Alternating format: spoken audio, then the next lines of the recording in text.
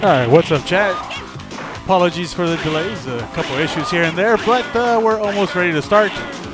I believe we're going to do a selection before the actual ST bracket begins, so just give us another 2 minutes, enjoy the casuals for 2 minutes, let me get everything sorted out and we can get the show on the road. Thank you so much, everybody, for tuning in to Canada Cup. I hope you guys enjoy the weekend. It's going to be a fun one, I hope. I don't hope, I know it's going to be a fun one. Thanks for tuning in. This is Commando. I'll be with you guys all weekend. Yeah. All right. So hang tight. Let me go check everything and let's get this started.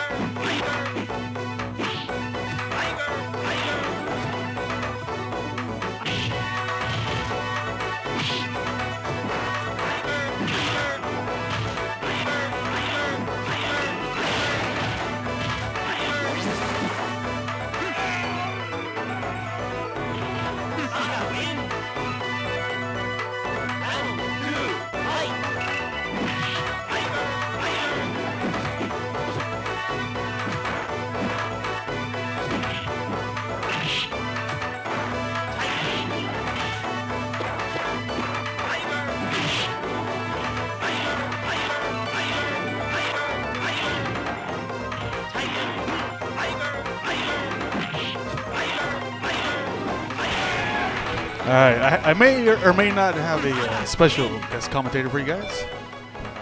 Let's see if he comes up here to the desk. Oh, wait. Where are you, James? Say something. All right. Oh, here we go. Shit, that was loud. We are here for some Super Turbo action. What? What? What's that? That's what they wanted. Is that good or bad? Okay. All right, I guess we're not going to give away secrets here because they can hear us over there. The players can hear us. I don't know, actually. Strawberry versus Hippo.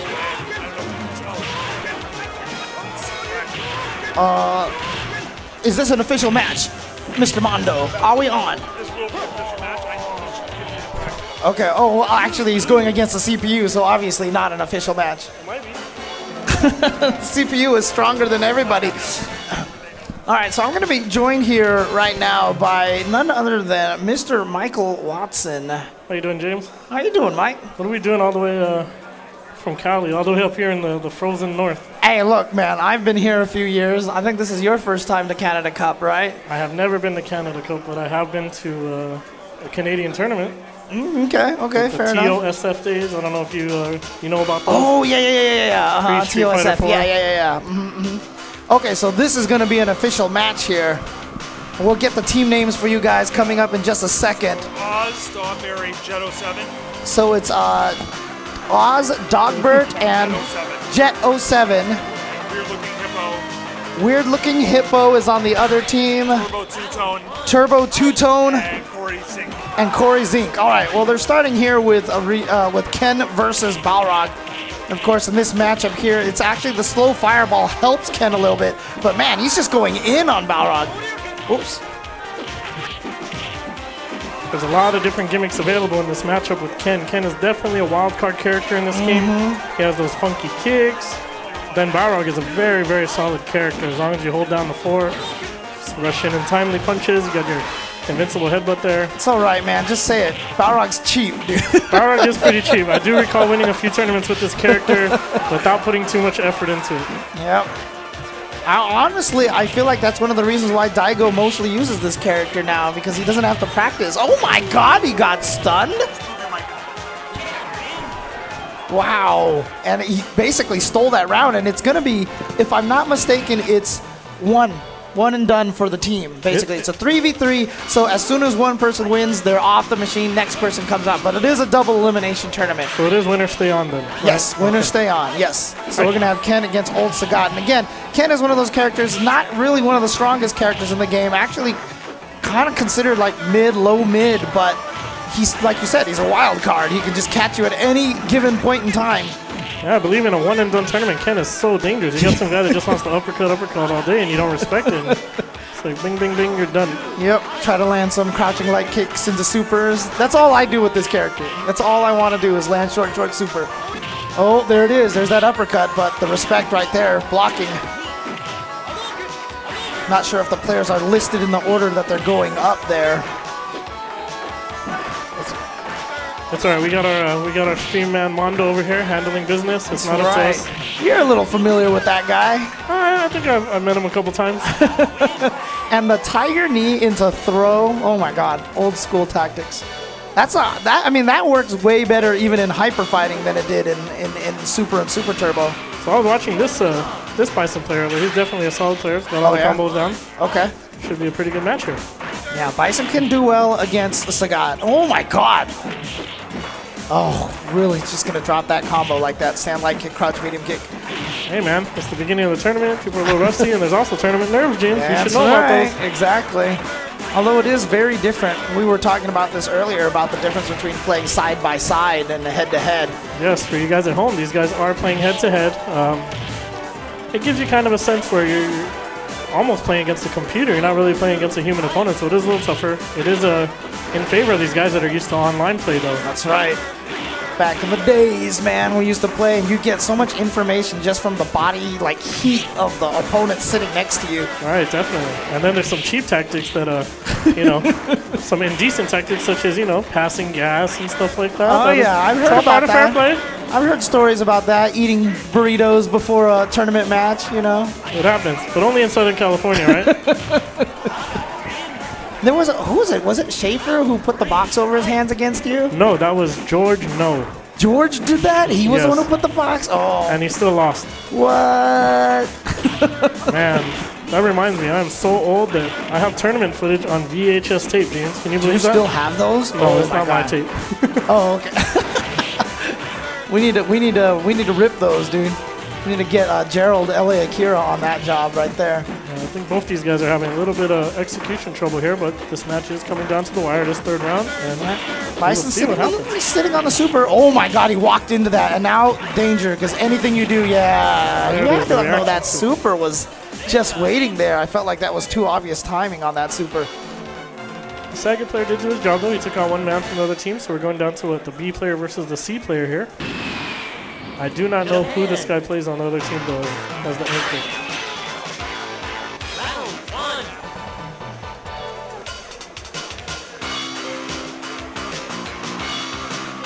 Alright. Sorry, getting some social media stuff all set up here. James might be old, but he is up to date on all his social media. I gotta let people know some high-level Super Turbo action is taking place here at Canada Cup. All right, it's another one of those odd fights. Just whoever seems to have a lead, usually in a good situation. But look at this, Vega just going in and getting the stun. Let's see if he does it. Nice combo to finish off the round. You see that he did jump jab just so he could do the whole combo to make sure that that was old school stuff. You do jump jab just so you could do the whole combo. Go off. I feel kind of bad. The players can hear our commentary. I'd like to say, you know, what should be going on in the match and whatnot, but I feel like it's almost unfair, you know? Like, these guys are good enough. They should know ahead of time. Say whatever you want. I don't know about that. We'll see. They might come over here and punch us, James, after the match or something. Well, look at that, man. Quick work there for Bison, and their team is going to take it. And again, it is 3 versus 3. You win, you stay on. You lose, you go right after the machine, and they get to pick their next opponent. And then it is a double elimination tournament, though. So even after your team loses, you are sent to the losers bracket.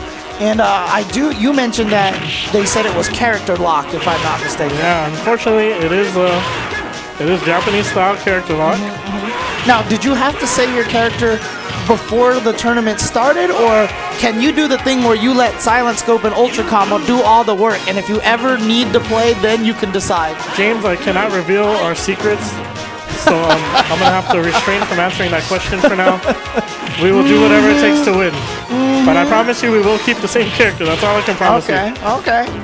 But that's right. You are teamed up with Ultra Combo, one of the best from Northern California. Yes. And then Silent Scope, the Cammy player. Look, you used to give me so much crap about using that character a long time ago. How does it feel to actually have someone on your team using this character?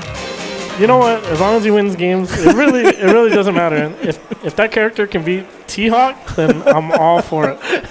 If T-Hawk cannot touch my team and we keep all T-Hawks off the board, then that's true. We'll keep Cammy. Cammy, as bad as she is in that game, 9-1 over T-Hawk, in my opinion. Yes. That fight sucks. That might be the worst fight in this game, right? I think Cammy Honda's worse, but, you know, it's close. It's definitely close. And Psycho Chronic, interesting, is going to go with Chun-Li instead of Fei Long, who I've seen him use a lot in casuals. I think his main is Chun, though, isn't it? Is it? I believe so. Okay. I think he was probably hiding some secret tech, James, the old school style. It's the way it worked, man. Right? Save it for nationals. That was our coin term. Play your other characters in casuals. All right, counter pokes. Ooh, the punches in it. Wow, we're just going to start with a double KO. All right, well, in this game, double KO doesn't count for anything. So you can see they're both still at 0 rounds. And Chun-Li definitely, I mean, I feel like there's a power 4 in this game, but Chun-Li is like right on the cusp of that to potentially be top tier in the game. I think she has all the tools just against projectile characters. She's a little bit floaty on her jumps, so she does stay in there a little too long, which is probably her main weakness. Otherwise, she definitely has all the tools. Her throws are very strong. She has a big comeback capability with her super. So. And one of the nice things is she actually fights Balrog well. Yeah, very, very well. Yeah, like Balrog is one of those characters that I feel like has like 2 matchups maybe that he doesn't like, and I think Chun-Li is one of them. But see, here's the thing where I could tell people what we should be doing, but I really don't want to in the middle of the match because I'm afraid. Whisper it, dude. Whisper it. I'm afraid we don't want to, affect the outcome, but. I would like to say throwing is probably a very good option for Balrog at this time. So Chun-Li does not have a true, reversal that has to be charged in order to get it. So if you get the throw, the walk under, the walk under. Walk under throw is a very, very viable tactic. Yep. And the crowd is happy with this victory here. Not sure who his teammates are. Actually, did it say on screen just a while ago? Mondo probably put it up there, and I just didn't see. There we go. Yep, Psycho Chronic. Oh, he's teamed up with Atari, who is the tall man in the back that you see over there. He's pretty much the head TO of this event, and he's teamed up with 007. And on the other side was Yama, or Lama, Climax, and I want to say Cochise, just because we're from SoCal, but nothing would surprise me at this point, however it's pronounced. As long as he's a good player, let's go. All right. The Psycho Chronic, man, this guy is the world traveler. He lives up here in Canada, if I'm not mistaken, and he travels I've seen him in Texas tournaments, Cali tournaments, New York tournaments, and he does it all via bus. He shows up to Cali tournaments? Oh yeah. He travels by bus. I think he was at SCR just earlier, so. Right on. Yeah, so this guy is the true world traveler. So shout outs to him. Got a pretty rare Chun-Chun matchup here. There's a big variety of characters out here at this tournament today. Oh, yeah. I did see a lot of Hondas. I'm not sure why. Possibly the Cusamundo effect is taking place here. It's really interesting because even when we play at Wednesday Night Fights, I note that nobody really uses like Vega or old Sagat there, and the only person who uses you gotta know she has that super. And if you're going to throw a fireball, everyone throws a fireball after that super. And so Chun-Li knows that, and so she's going to super you. But it's Mr. Igloo. Mr. Igloo at Wednesday Night Fights uses Balrog, which I really, really like. Yeah, he was playing Ryu for quite some time. And so it's probably an easier choice to play Balrog. Balrog, I want to call him a scrub killer, maybe just because he does so much big damage and you make a mistake, his life's over real quick. Well, Psycho Chronic now is going to chip out. Yep, that's enough. Beautiful stuff. Psycho Chronic taking game number 2. So he's going to try to OCV his opposing team straight up. I don't know if there's a good thing or bad thing, though, James. Do we want to see more Super Turbo, or are we really in a rush to see some Street Fighter V? That's the real question here tonight. All right, Super Turbo. Let's get some close matches here. Well, excuse me for saying there was a lot of variety at this tournament. So far, it's been a lot of Chun and a lot of Balrog. Fair enough. Oh, here we go. Maybe they did hear you. Oh, no. Mistimed the meaty. And so he just ends up getting tossed. And Chun-Li's throw does a lot of damage, too, weirdly enough. I do like the game plan, though. He tried to go for the cheap stuff right off the bat. He noticed his opponent, got out of it, so he chilled out a little bit. Now he has to reevaluate the situation and try to get in there again.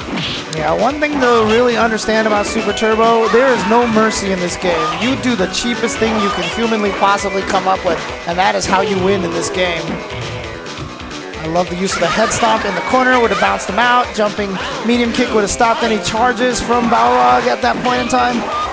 Not too many scenarios where you're going to see a big buff black guy here getting beat up by a skinny little girl, is there, James? Only in Street Fighter, guys. Only in Street Fighter. And you saw one of the nice things about Chun-Li is Fireball into lightning legs causes so many problems for Balrog, because you saw right there he headbutt through the Fireball and just ran into the lightning legs.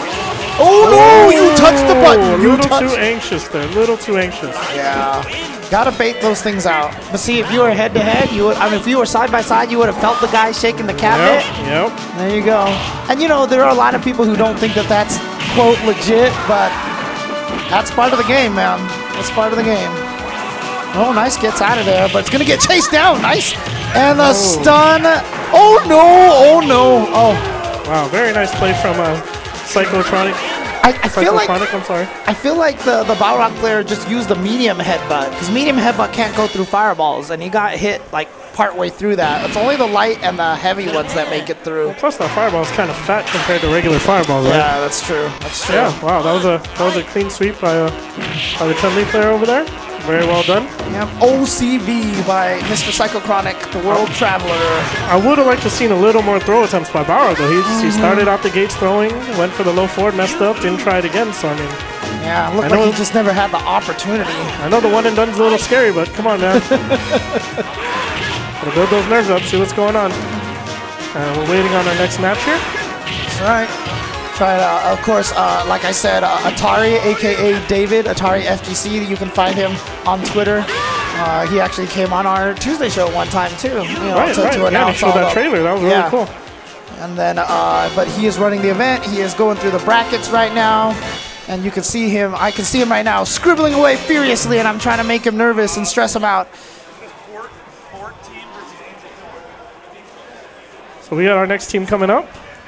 I think we just have team names here. Killer Oh, okay. And that is Angel Killer. Angel Killer. I don't know who that is. Y, and then another player, and then the other is Bort, Unessential, Unessential, and Hoji. and Hoji. Okay, there we go. I do apologize to the players who are sitting up at the cabinet that I'm not sure which of the players you are when you're up there, but we're just going to call you by your character names. Now, how many characters do you consider yourself proficient at in this game? You know, I could probably play like 5 characters that I really feel I can do some damage with, but this game has evolved so much lately that you really can't lock yourself into one character. These guys are so good nowadays. They just, you know, you got to take advantage of the better matchups, and you can't go in there in like a 7-3 matchup and just expect to win anymore. It's not happening.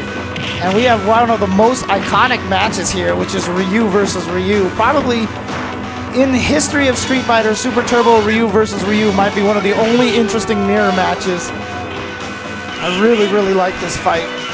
But right now, it seems like on the second player side, the Ryu player missing a lot of wake-up uppercuts, just eating a lot of jump attacks on his wake-up. See, look at this. That's like the 3rd or 4th one that he's eaten so far. Oh my god. See, what are people complaining about invincible uppercuts for, man? You land that shit. It's awesome, dude. It's the best. Yeah, this was probably the biggest match also in the previous version of Hyper Fighting also. I mean, Ryu, everywhere you go, you don't see variety. You see Ryu. Whoever has the better Ryu is like the best Street Fighter player in the world. All right, well, good stuff on the one-player side. We've got that Ryu taking it. And now on the bottom side, between Bort, Unessential, and Hoji, player number 2 stepping up to the cabinet. I played with the guy on the first player. Was that Angel Killer? Is that what he goes by? Might be. Yeah, he's a really good player. Okay. He took off some killers earlier. We were playing a lot of Shoto matches, and he was holding his own, definitely. Nice, good stuff. Well, again, we see another Chun-Li here. And it's interesting, too, because as we mentioned, Chun-Li has the potential to be one of the top characters in this game. But I feel like out of the compared to the other characters, she requires the most work. You know, I think the best way to judge a character in this game is how well they do against old Sagat. Yep. If you can get around the cheese, then the character is decent. But Chun-Li just can't get around those tigers and uppercuts all day long. Like you're saying, she's a good mid-tier character, but I don't think she's good enough to win a tournament. It's interesting because you remember EVO 2002 and even at B5, Jason Cole beat Nuki, and they 2 years in a row, and they did it by counterpicking, and that was one of them that Cole would always counterpick Nuki's Chun-Li. Nuki got second place even more times. I mean, he lost to Choi's Sagat in the grand finals too. That's right. Yeah, that's right. Wow, I didn't even think about that. He's like, can't get around it, and we know Cole's not a Sagat player, so right when you get a B-tier Sagat player beating an A-tier Chun, you know the character is character, you know. Dude, just calling out Cole like that. Cole is a good player. I'll give him credit. Yeah, he's a good player, but he's not a Sagat player, and he knows it. Yeah. But it's just the character dominance over certain characters in this game. It really does force you to have a pocket character, and you have to be able to play more than one character in this game. Yeah, well, we got some more Chun-Lis here. Wow, we are seeing a lot of Chun-Lis, which is interesting because Chun-Li in Super Turbo, Chun-Li was never one of the more popular characters a long time ago, I felt like. Back in the day, there was probably maybe two prominent Chun-Li players. There was one guy named Matt Taylor from UCLA. I'm not sure if you know him or not. Oh, yeah, I remember Matt. Matt Taylor was very good, even in his prime. He got, I think, top 5 in one of the biggest tournaments in Super. Yeah. And then there was another guy who used to win a lot of tournaments back then named Norm Ho. Norm, yeah, okay. So it just so happens all these UCLA guys are playing Chun-Li. Yeah. No, because Matt, if I'm not mistaken, he was the guy who kind of invented the instant head stomp overhead, I think. He was was the first guy that I ever saw use that. But I used to see him all the time at the UCLA arcade because I used to visit my brother there back in the day. And so I've actually played against him in a couple of tournaments. Not in tournaments, but just casual matches. There was a lot of good players that come out of UCLA. James, what happened to you? How come you never... Nah, I'm just kidding. It's fair. But yeah, there was definitely a lot of good players out of UCLA. And, did you ever play Dean from UCLA? He never went to tournaments, unfortunately, but he was always considered one of the best players at UCLA. What character did he play? Do you remember? Guile. Played Guile? Yeah, probably not then. Okay. Probably not. Yeah, so now I'm just going to reminisce about all those old guys, like George Nago went there, Dabney, there was Doug. I don't remember if you know all those guys. Wait, Doug used to drive a black Civic hatchback. I know who Doug is. Oh, you know Doug? Okay, I know who Doug is. I'll give you guys a quick story after this match. We'll let James do some play-by-play for you guys real quick, because that's what he's here for. Then I'll fill you in on Doug in a minute. That's all right. All right, try to get in there, but yeah, that's just going to be a punt. Woo, that was that 2-hit out of the air thing? That was really odd, and now he's going to super fireball through Chun-Li. And he just... Oh, my gosh. What an amazing comeback. What happened? Very well played. That was kind of like a half comeback, half choke right there, unfortunately. So he maintained his calm, used everything to his advantage, pulled off the super, scared the other player into kind of cornering himself, cowering himself, and I need to play now. So I will be back, guys. Oh, okay. Sounds good. David, Yeah, I can do it.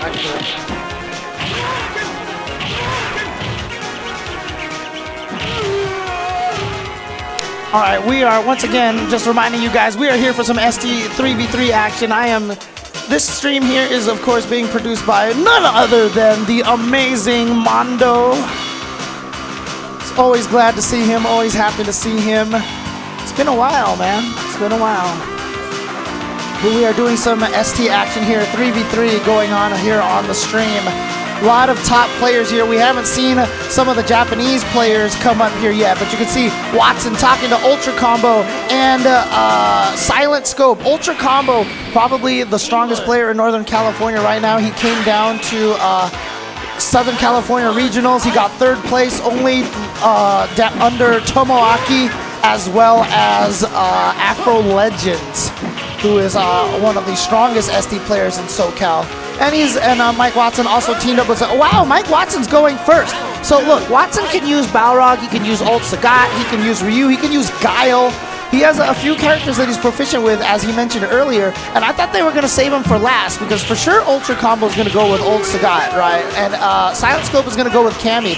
And if those two went first every time, they could kind of save who Mike Watson has to pick. Like, if they never got to Watson, he could actually save the character until the very end. But it looks like he's going to go up first, so he's going to just use whoever character. Oh, they're switching sides. They're switching sides.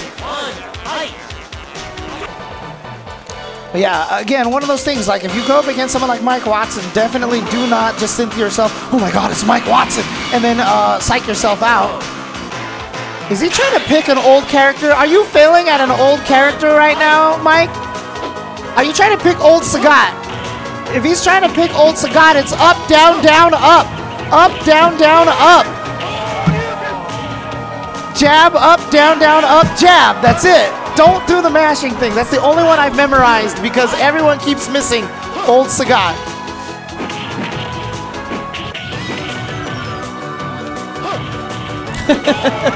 It's all good, Mondo. Dude, it would feel like the old days, man. When I was sitting here commentating with you. I miss those days, man. I miss those days. Up, down, up. Thank you. Oh, I see. Ultra Combo had to do it for you. There we go. So Mike Watson going with Old Sagat. Knows that this character is super good, but great start right now from his opponent. Look at this. A quick stun against Mike Watson. Now Mike Watson backed into the corner, almost no life, but this is super turbo. As soon as Sagat gets things going like this, yep, that standing fierce is such a good tool. And so you see Watson switching it up, tried to go for the sweep that time, didn't work. All right, now Mike Watson needs to gather himself.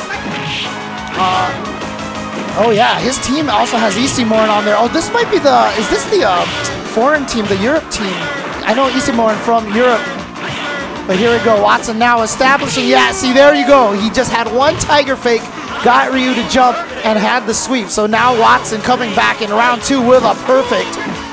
You don't have much time to make the adjustments in this game because the rounds go so fast and you get such little information in each round. But you can already see Watson realizing that his opponent is a jumping Ryu. So he is playing very fake at that range. And again, see, just like I said, he was predicting the jump and he faked it out. And then the neutral jump failed against the slow Tiger. He was expecting a faster one, and Mike Watson taking 2 rounds straight after that first round. Maybe it just looked like Watson had to just take a little bit of time to adjust himself, so. Now, second opponent coming up. Looks like they're gonna save Easymorin towards the end. Honda player, okay. But yes, again, Honda's biggest weakness is the lack of trip guard. The lack of trip guard allowing you to be swept out of the air. Trip guard is a property owned by the jumping character. Wow, that did not combo, but I think Watson tried to uppercut the second hit and just failed. So unfortunately, but was still able to take that round anyway. Very fortunate for Mike. Great headbutt over the tiger shot. Now trying to get in there. Nice, 2 hits of the hand slap. Let it go a little bit longer. And this is how Honda has to get in. Nice, a surprise headbutt. That's gonna be, that didn't knock down, but look at this, Watson going in with a crazy offensive old Sagat. And now he has the lead, so as soon as he built the lead, now he's running all the way back, but I really like the hand slap usage, watch out, yes! The perfect timing to headbutt over the low tiger shot. So down to the last round here, opening with the hand slap, and he's in, but Mike Watson getting that nice uppercut and a very fortunate trade, but unfortunately, Watson threw him out of the corner, so now he's back into the corner situation. This is where Honda wants to be, and now he's trying to fake out those headbutts from him. Finally got him to jump, but that was beautiful because he was, oh no, that's gonna be enough. Mike Watson takes it. He was trying to bait out the headbutt from the Honda player, and then Honda instead walked and jumped, which caught Watson off guard, so he didn't have the sweep ready to anti-air him due to the lack of trip guard. And now Easymorin going with Vega. True story, one time I played Mike Watson a ton in this game, and I could not beat his old Sagat. I could only do it by switching to Vega, because Vega is cheap. But and Easymorin is going to be a much stronger Vega player than I am, so this is going to be, oh my god, the uppercut worked on the other side, and here we go. Nice! Using the wall stab to take that one. Yep, that's going to be one of the key tools for Watson right there. That jump light punch is such a good tool. And yeah, that's a trade. That is absolutely a trade. You see Easymorin going for the instant off-the-wall stab. Smart. Oh no, that was supposed to be a tiger shot. Came out as a knee instead. Easymorin, trade. Oh my god, the damn, the reversal, he got him. Not quite dead, and just stabbed in the face by Easymorin. There you go. So Watson has been taken out there, but Silent Scope is going to go up next, and that is going to be Cammy. And IMO, in my opinion, I actually think Cammy does well against Vega. Cammy crouching medium kick beats a lot of his pokes. It will beat his slide clean, will beat crouching strong clean. So Cammy can kind of turtle this match out, but the thing about it is Silent Scope is not known for playing extremely defensive. He is very active with Cammy. But also another thing too is Vega cannot off-the-wall shenanigans against Cammy.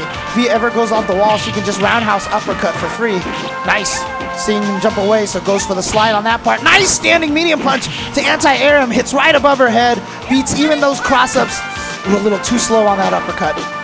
Oh, yeah, he was trying to go off the wall. Tried to chip him. Not going to happen. But you know what?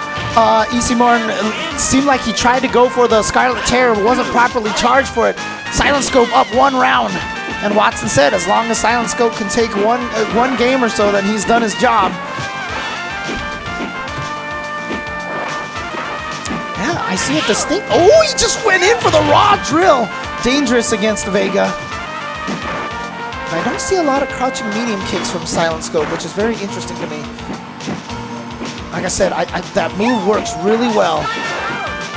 But you can see both of them playing very patient. And Isimorn knows, oh, he went off the wall. Wow, his reversal timing's so good. And this is why Vega still has the advantage in this matchup. It's just because of heel ball. Heel ball! Which is the Japanese term for that wall dive mechanic, the wall mix-up, because Hyo is the name, the sound that he makes, and Balrog was his name in Japan, so it was called Hyo ball. So there we go, Isimorn taking round number 2. Again, a lot of this match really comes down to who gets a lead very early on. Oh! See, I saw Silent Scope earlier on in casuals using jumping medium kick to counter the off-the-wall dive, but I don't see it as much here. He's just going with the standing medium punch. Here we go, heel ball from the front. Now, oh God, he got him with the uppercut. Ooh, he didn't combo the jump light kick. It missed. The Fierce came out, and the first, she can hit with the elbow on that Fierce, but it missed. And instead hit with the far Fierce, and so it didn't combo, unfortunately. But Ultra combo going with the old Sagat as well. So Isimorn already took out one. Like I said, this is a good fight for Vega. Not a like he wins this fight, but I definitely think Vega has a slight advantage in this fight. But just barely, and again another uppercut from Ultra combo. And now catching him off the wall. And now here we go. Here's this corner pressure that old Sagat can apply. And he couldn't get to the other side. In that situation, Isimorn might have been better off not throwing out a stab at all, because what happens is sometimes you extend your arm into the uppercut from the other side, and wow, another uppercut from Ultra Combo. He says, I have none of your business from this off-the-wall stab stuff. Just keeping in the corner, locking him down with uppercuts. Another one, and there it is, Ultra Combo. Let's just call him Ultra Uppercut. He just took him out with like 7 uppercuts. Good job to Ultra Combo, showing why he is one of the strongest in Northern California. He has picked up so much of this game. Ultra Combo, such a strong player now. You can see how effective he was just there.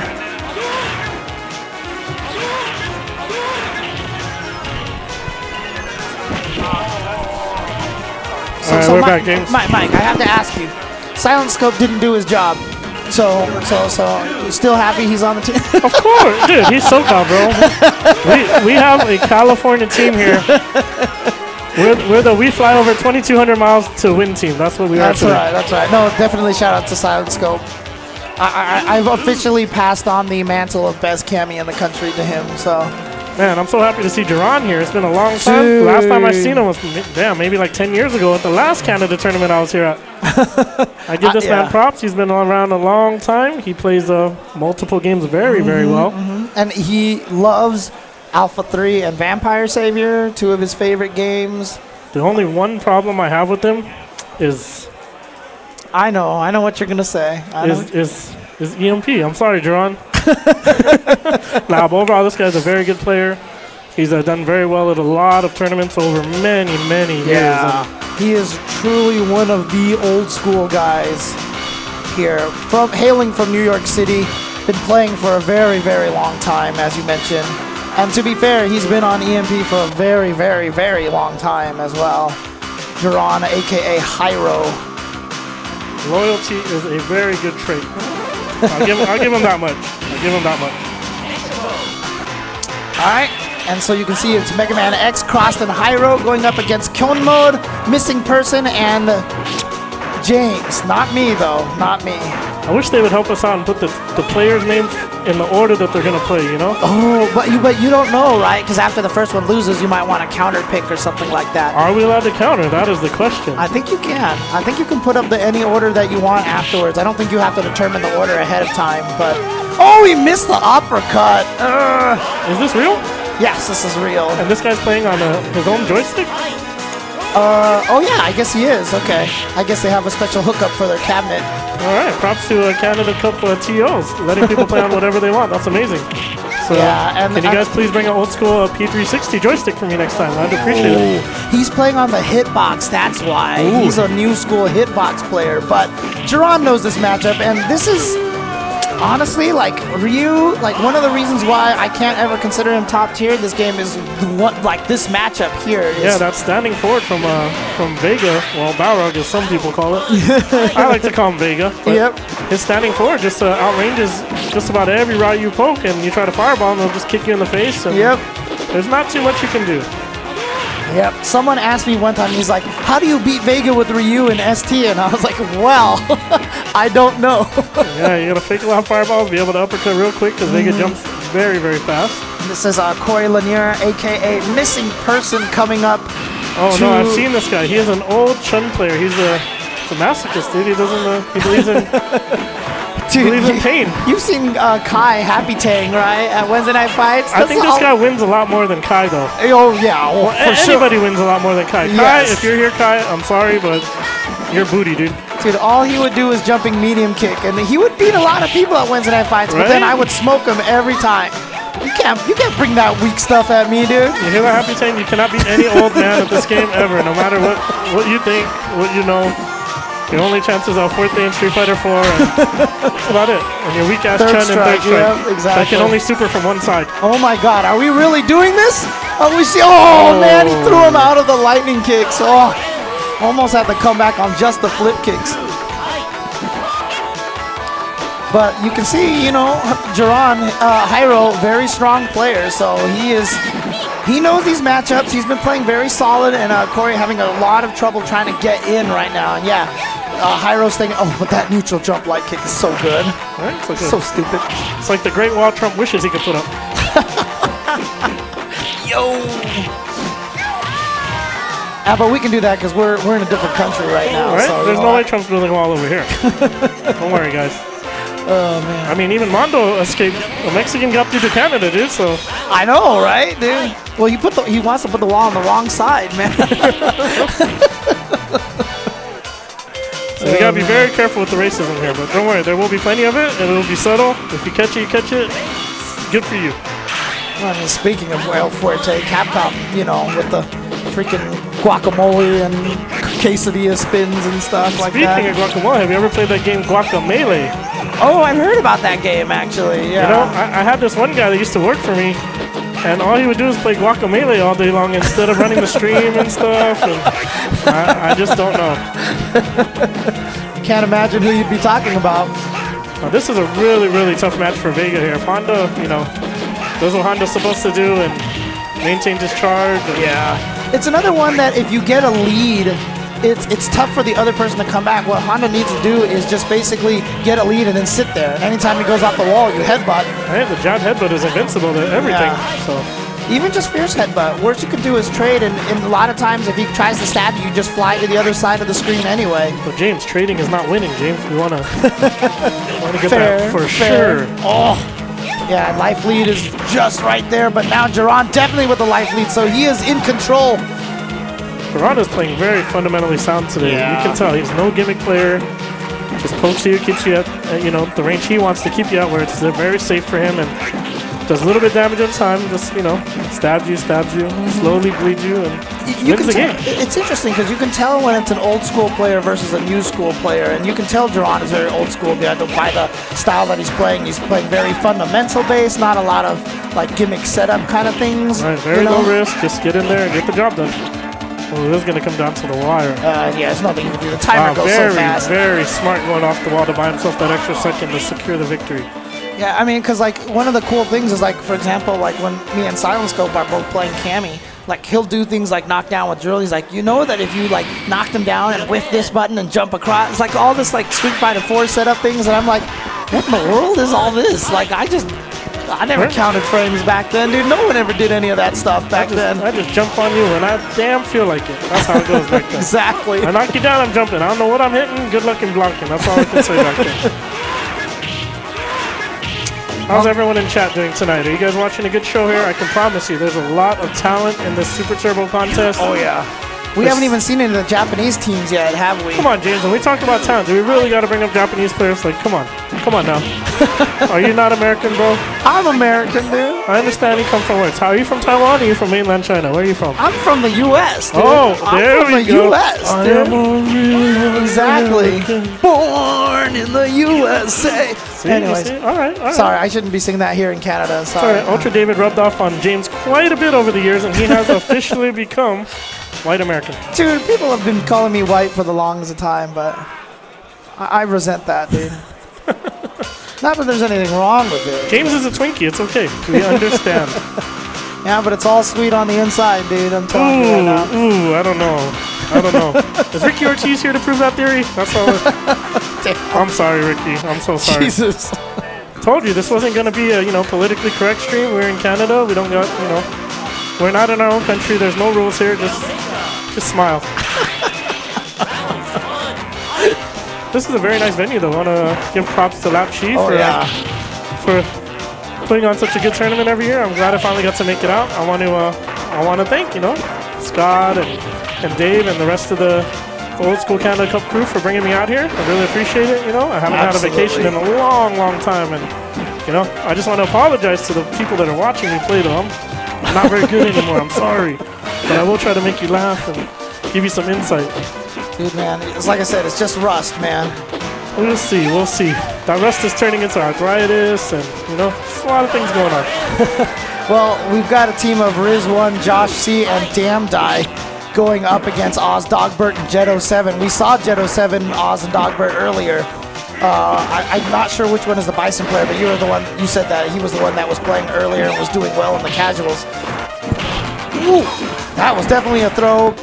Quote, option selected into a fierce, and still was able to hit as a frame trap. I'm trying to use all these stupid new school terms. Whatever. He missed the throw and it just punched him instead. It's okay, James. You got your social media down. That's all that really matters. Wow, I see a lot of California players here. There's Commander Jesse's here. Yep. Martetti here. Who else is here from SoCal? There's a lot of SoCal players around. It's really cool to see them all traveling out here. Hey, you throw a good tournament, you get people to come. That's right. Yeah, this match is a kind of a weird match. I don't want to say it's a momentum-based match, but it's a very mentally wearing match. You can have Bison at full screen. You got to try to bait Vega to come at you somehow. But in baiting him to come at you, you're putting yourself at big risk. So it's like, do I want him next to me? Do I not want him next to me? What am I going to do here? I mean, Bison can handle Vega pretty well in the neutral, especially. Oh, he went for the fake, and now he gets the throw. Oh, he missed the meaty, but he chased out into super. Oh, he missed it. Didn't quite get the charge in time. What's going to happen here? Nice. I like him walking under. Knew that he was going to go far off the wall. Ooh, just catches him with a surprise head stomp. Yeah, that didn't even look like he charged for it. That was pretty slick there. But I believe that was Josh. And yeah, Riz1's coming up here. If that's the case, that means there might be two Vegas on this team. I've heard of Riz1. Bison. He's just going to go with Bison. Okay.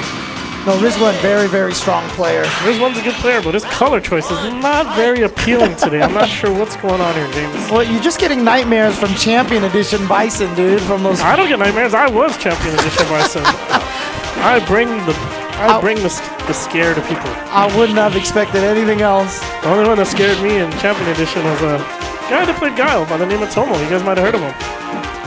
It's a little documentary that just came out about him. That it came out on. Do you know what that channel's called? Like Big Gamer or something like that? I can't remember the channel now.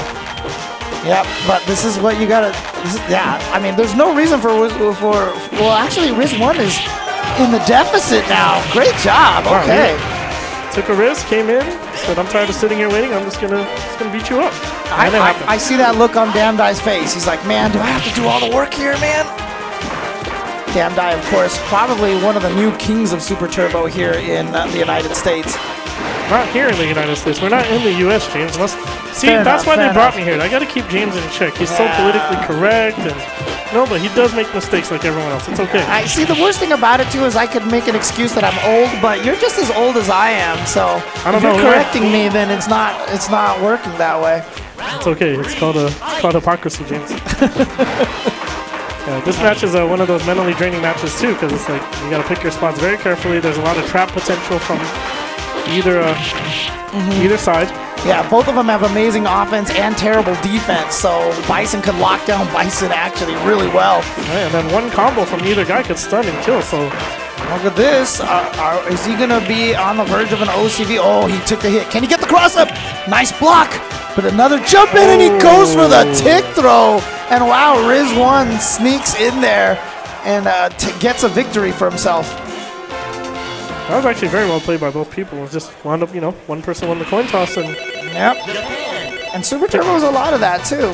I mean, it honestly is, but it's usually getting to that situation where you can set up that 50-50 is very, you know, that's where a lot of the skill in the game comes from. But here's the problem with these one-and-done tournaments where you're one out. You can't really have a chance to train your opponent to think you're going to do something. It's more right. Just react on the fly and let me hope I make the best choice at the time.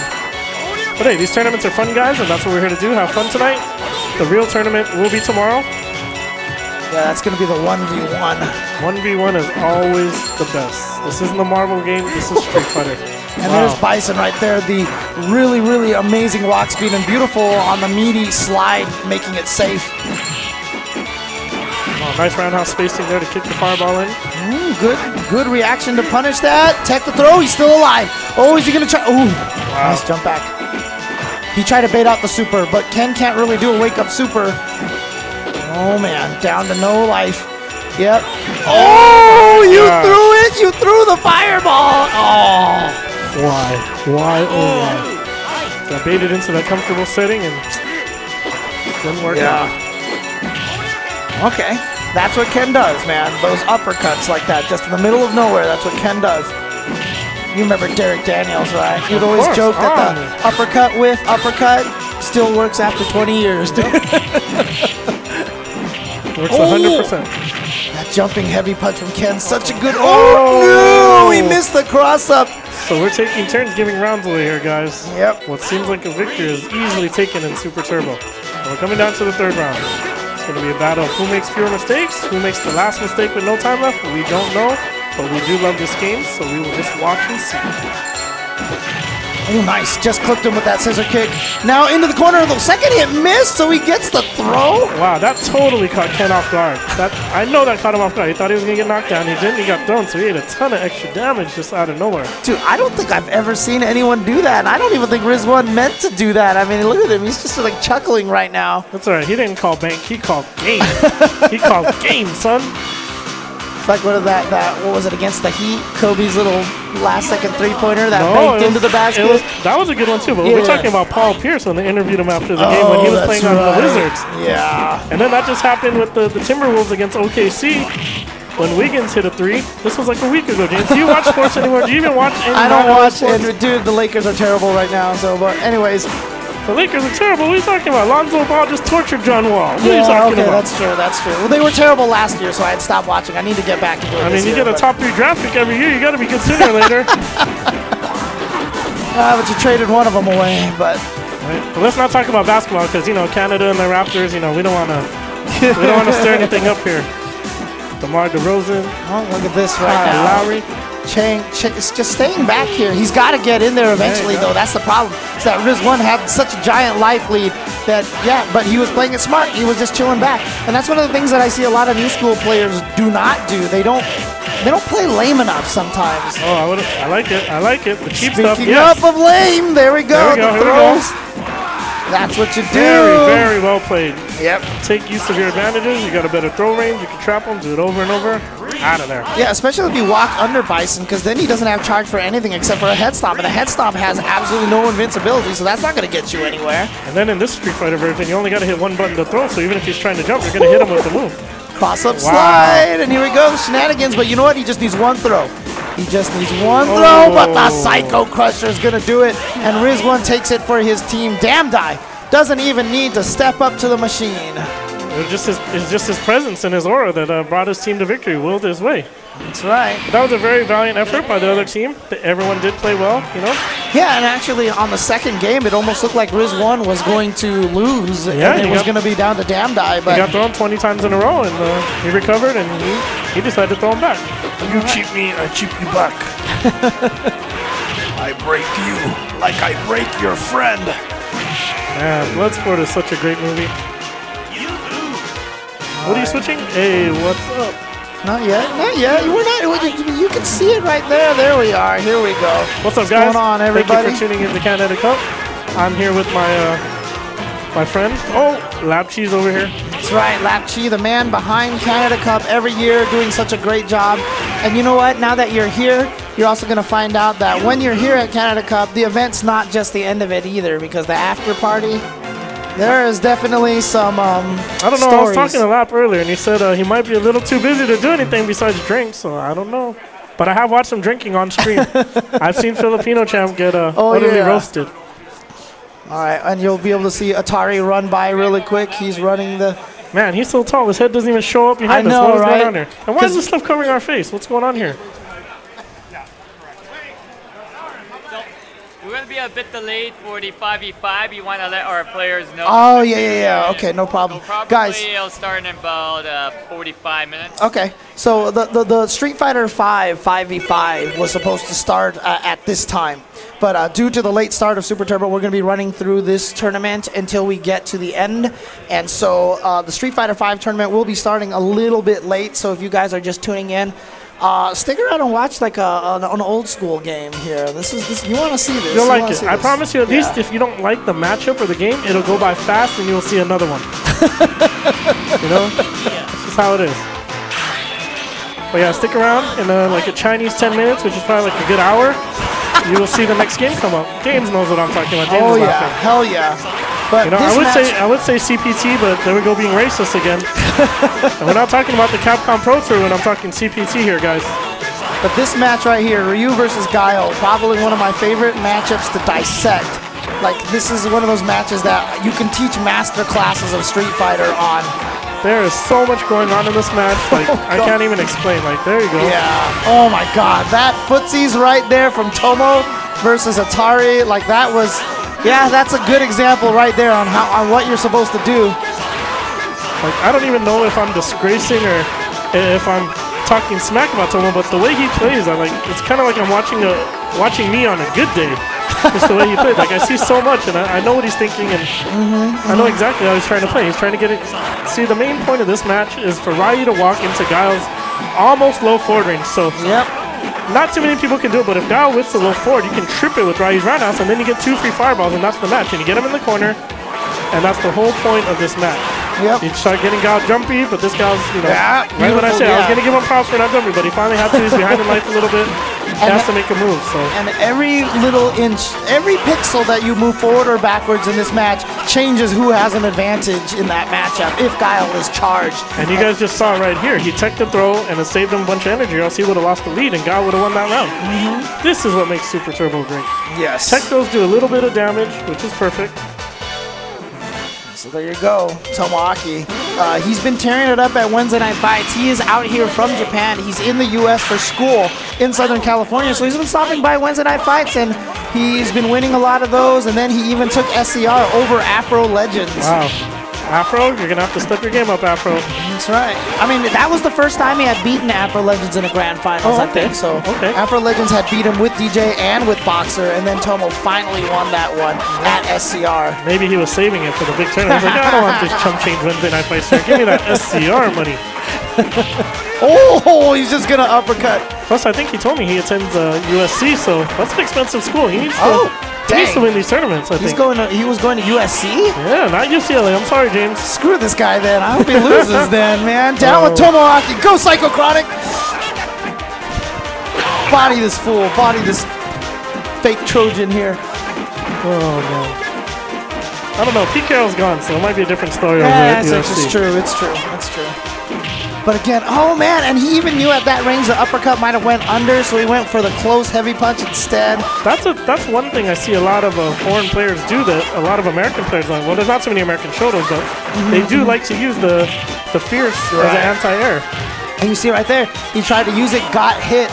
But remember, all jump attacks, if you hit a standing opponent in this game, have the amount of hits done as a light attack. And so that's why sack throws work so well, right? Where you just walk up and eat the throw, eat the hit, and then throw them instead. Oh man, Thello. Okay, so Thello is one of the premier Hondas. He's a very, very strong Honda. Only problem with this match is you don't need a very strong Ryu to beat a very strong Honda. This match is historically just ugly. Yeah, this is like what, 8-2 in Ryu's favor, probably something to that degree. This like game has no trip guard. Yep. So just made him jump over fireballs, and like, it's so funny because when you talk to players, I'm totally doing the old man thing here, but when you talk to players today and they're like, man, this is a bad matchup, I'm like, you don't know what a bad matchup really is, dude. You have like, no idea. You go play a match like Ryu versus Honda, and you'll know what a bad matchup is. This is a bad matchup. And I love him going that safe jump light kick just to build some extra screen space to push Honda back even a little bit further. Oh boy, here we go. One more hit maybe? Nope. Just went for the blocks. Tomo plays it safe, avoids the stun, charges his meter. See, I miss the games that when you knock someone down, a meaty fireball is like the proper meaty attack. Like, look at that. That's, oh, and then you're back to zoning. It's so beautiful. Chip territory. Oh, you see him change up the timing on that fireball? Gravity is just not a big friend of E Honda here. Yeah. That's another thing. They kept this game kind of true, right? Chun-Li jumps, comes up and down real high but fast. Honda jumps low. He's fat, so he lands faster, and he has no jump just hovers in the air for a very long time. Street Fighter is very true to life, guys. Very true to life. Exactly, exactly. I mean, you got to imagine when the sumo wrestler flies across the screen, he's putting a lot of weight back there, so he has to be fast. It's very realistic. Right? It's like he's out of a cannonball, you know, like in the circus or something. Exactly. Very realistic stuff. Sorry if there's any lull between these tournament matches. We'll try to, you know, keep things moving along. Yeah, I know. Hopefully you guys are enjoying this show. See, these matches, these 3v3 matches, they're lasting like 3 minutes. 3v3s take less time than one MVCI match, dude. It's ridiculous. I know, seriously. We'll give you some history, too, how we were talking about the down fierce. You know that that move is coined the Mexican uppercut in California. And the reason it's coined the Mexican uppercut is this. So back in the day, you're in the arcade. You don't have a choice. If the stick's broken, you're screwed. You can't uppercut? Okay, you're going to do down fierce because you can't uppercut. It's not because you don't want to. It's a Mexican uppercut because you're going to these booty liquor stores in the hood, and you have no choice. You just got to use that down fierce, and it is what it is, you know? That's what we suffer through. These kids don't know, my button's sticky, or, my button's the wrong color. Like, dude, please every time people watch me play on stream, they think I'm mad because I'm hitting the button so hard. But I'm just used to that because those buttons never worked in the arcade. You had to hit them hard. James, stop lying. You are mad. Well, it's okay to be mad. The other thing that they called it too, you remember the San Diego guys would call the anti-air ducking fierce the fathead Ryu, because of Frank Quang went down there to SoCal, and he kept doing that in Alpha 2, I think it was. Just kept anti-airing them. Yeah, I mean, why are you gonna call on my temper, man? It happens, dude. Hey, you know, once you accept it, it's good. All right. Oh man, I thought James was leaving. I was about to be so happy. Oh, look who is stepping up to the plate right now. This is, of course, Side Games BST Daigo Umehara, who looks like he's never seen a Japanese cabinet in his life right now. Looks like he hasn't dodged the good old battle with age, though. He is definitely showing. Oh, wow. He's going with Ryu. I'm surprised. I thought he would be going with Balrog. That's who he mostly uses these days. So. Balrog's a lazy character. Plus, there's a lot of Hondas in this tournament, right? Yeah, I guess that's true. And he has to beat, Kusumundo and a couple other Hondas, so better pick the strong character. Oh, look at that. Changing the jump timing with the jumping medium punch, throwing his opponent off and going for the throw. But yeah, that's a team of Daigo Matsune and Koemon, and I'm really excited to see Koemon. I hope he actually gets up here. Who is Koemon? Is that a Fei Long player? Yes, he is one of the strongest Japanese Fei Long players, and Fei Long, one of those characters who in Super Turbo has always been considered really low tier, but in the recent years, he's oh no! So in case you guys don't know, if you tech a throw, you lose the life and then gain it back. That's how it's calculated. So if it was gonna kill you, it's gonna kill you no matter what. But in recent years, I've heard in Japan that Fei Long has kind of moved up in the tier list a little bit. You know, he gives Balrog a hell of a time. I think, once again, his only troubles are like projectile characters like Shoto's and Guile. And old Sagat and stuff like that. Yeah, if you can't put up a wall of projectiles, Fei Long will break into you. Oh, that wasn't even a true confirm, and Daigo with a little smile on his face is like, that didn't even combo.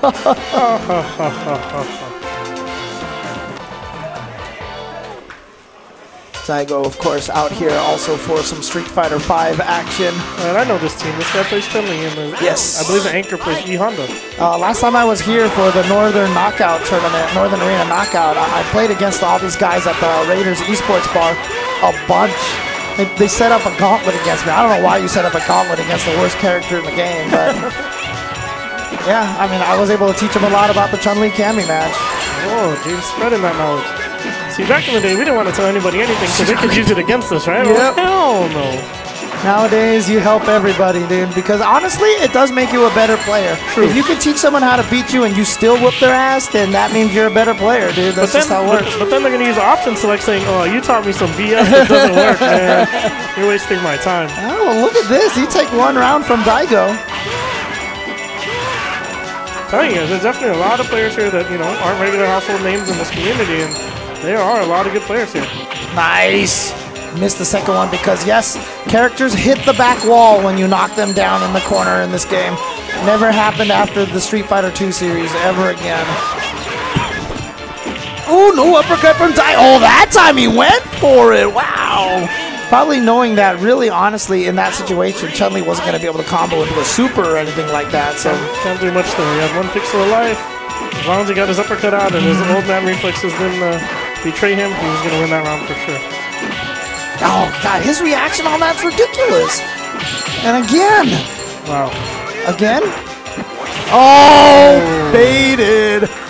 Oh.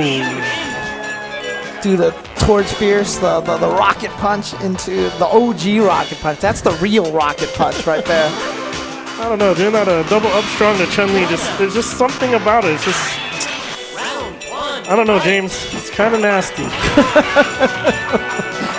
We're in for another tough matchup here. This guy's Honda's really good, but like we said, you know, Doesn't take a really good Ryu to beat a really good Honda, and you're talking about one of the best Ryus. Ooh, didn't get the cancel on that.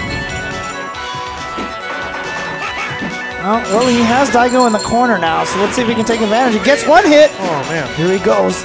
Oh, just waiting. Oh, no. And then finally baited the jump once. He had one opportunity, squandered it away, and Daigo finished off. Oh, block the fireball. Now you're in a world of hurt. Nice. Okay. Wow. Yeah, you know what? That's an old school strategy. I do that all the time. You take a jump hit, attack, and then you just uppercut afterwards. Yeah, if they miss the combo, it's over, right? Exactly. Three uppercut. This is probably one of the ugliest situations in this game. That's it right there. Yeah, and uses the regular fireball to time the super properly, and there it is. Daigo takes it. Now, you've played against both of these guys that I'm going to talk about here, Daigo and Mr. John Choi. Who would you actually say has a stronger fireball game? Me. Japan. Oh, I'm not an option. I'm sorry. Yeah, you're not. You know, I think Choi has a better fireball game, but Daigo has a better constant attack game. Yeah, honestly, I feel like John Choi has probably one of the greatest fireball games ever. Very true. So I think you guys are going to be forced to watch the scrub play right now. I will be back and. Oh, I was about to say I'm not going up there. I'm staying right here. I'm the scrub. It's okay, Dan. It's okay. We got to face the facts sometimes, and it is what it is. So I'll be back, guys.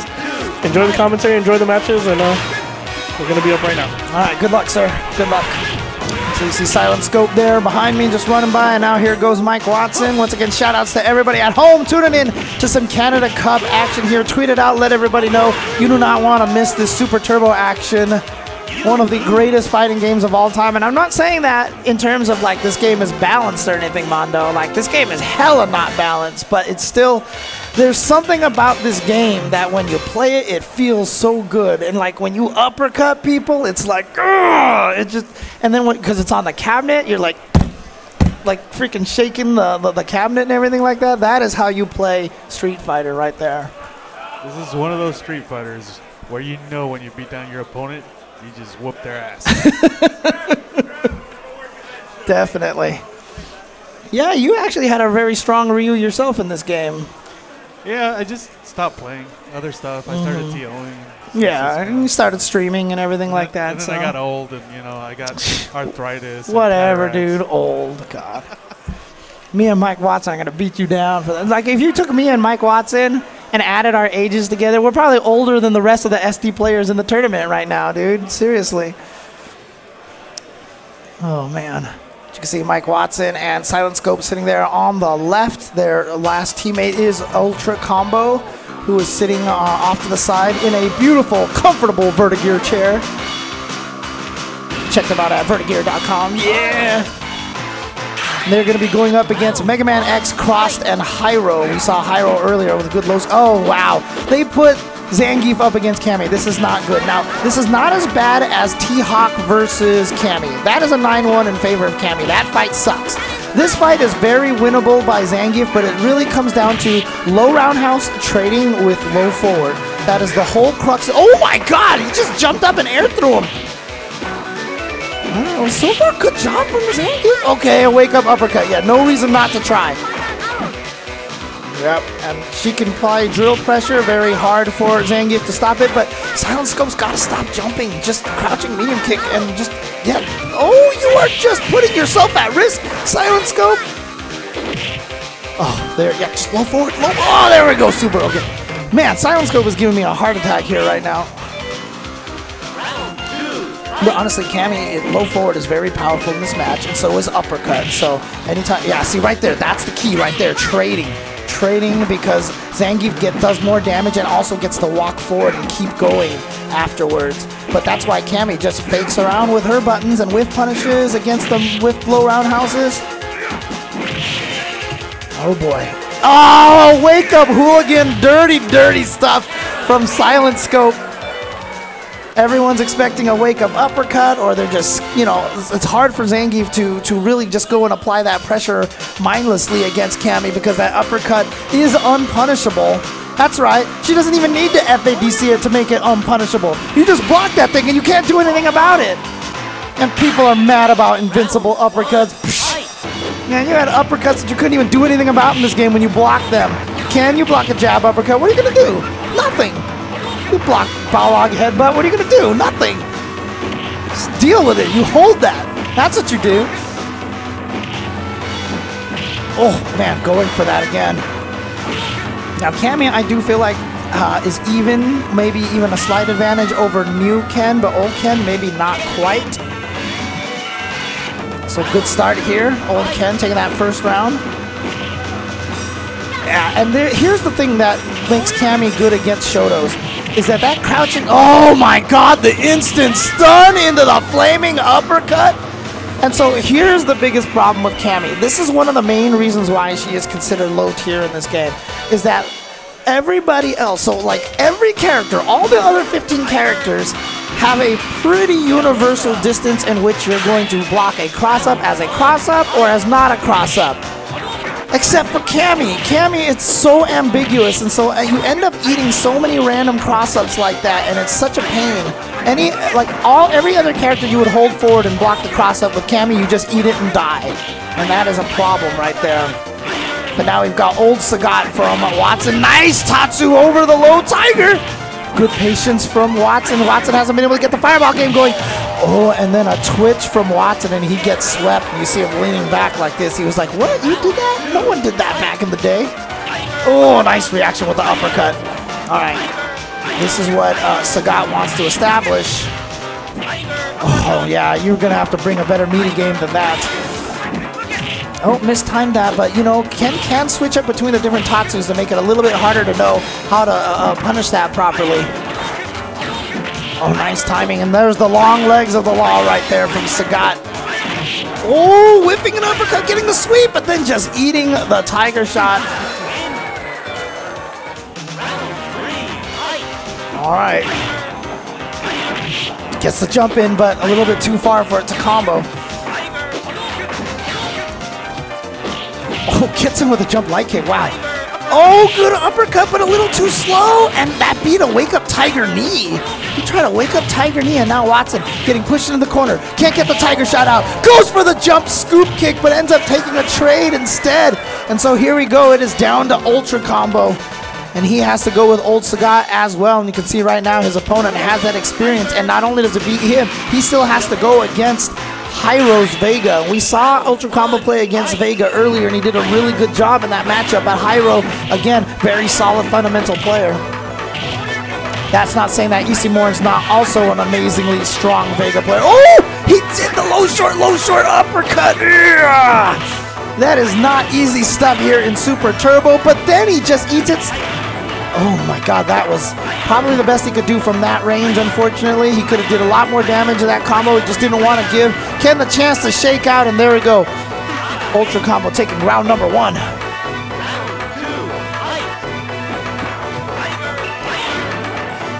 Now, back to the zoning game. Oh, nice jump roundhouse. Watson was hoping he wouldn't hit a button on the way down. He's going to be able to get in the sweep. Try to bait out an uppercut from Watson, but nothing. Good patience from Mike. Mike gets the uppercut, keeps himself crouching with the whip button, and then there it is, the whip uppercut into uppercut. Always works, and wow, Ken just went right in for the hero throw, didn't quite get it. Oh, and a beautiful jump timing from Ultra Combo, sorry. My bad, I kept calling him Watson. Sorry, my bad. Sorry about that, Ultra Combo, sorry. This is why I need Watson here, right, man? He's got to keep me in check here. My old man brain. Ultra combo now. Oh, beautiful neutral jump. Gets the start here against Hyro. But like I said, not a great match necessarily for Sagat. Vega jump is so fast. Oh no, if you're going to eat that, you're going to take damage. Definitely some senility here on my part. My bad. Oh, nice, off the wall, okay. Yeah, see right there, it's much harder to uppercut Vega's jump than it is a lot of other characters. Oh, he just went for 2 uppercuts, and here we go, meaty roll time. Now, what's the mix-up? Lots of roll pressure, and then that was supposed to be a knee. He wanted to get close, but Ultra Combo in his uppercuts, but then mistimed the jump attack, so Hyro getting the throw. Hyro now 1 round away. Actually, they're both, this is it. This is match point for both teams. Ooh. Ultra combo again with a great neutral jump. As you see right there. Oh, wow, he actually caught him with the lack of trip guard. Oh, that was just far away enough that didn't hit. But look at this. No life left. Beautiful flip, and he probably... Oh, man. But a beautiful jump back strong from Ultra Combo is going to take it. Shout outs to Ultra Combo. Woo. Japan.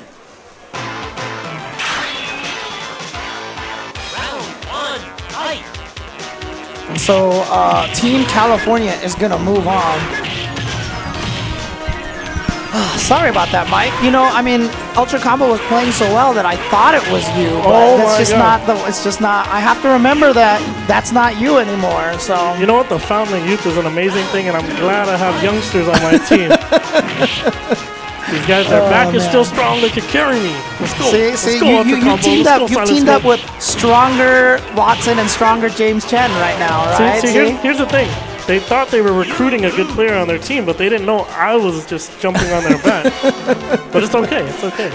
I like to be part of a winning squad. Oh, man. Nice. Good stuff. Good man, stuff. we got midgets walking in front of the camera all day long, dude. It's just very annoying. And they're wearing a funny hat, too, so... Wait, what's going on here? Dude, just walk to it. Nobody cares, dude. Go, there we go. Uh-oh. Nobody cares. You know what tournament I remember that was pretty funny was there was this guy dressed as Deadpool, and he was standing behind the commentator booth. Oh, I kind of remember that. And you could see like, dude, he just had This was at Capcom, I think. I think it was at Canada Cup. I think it was one of the chat. Do you know what we're talking about here? How ridiculous this is? I think people remember that. I kind of imagine people remember that. It's hard to forget, dude. That was pretty funny. Whoever that was, props on the lewd joke. I like it. I like it.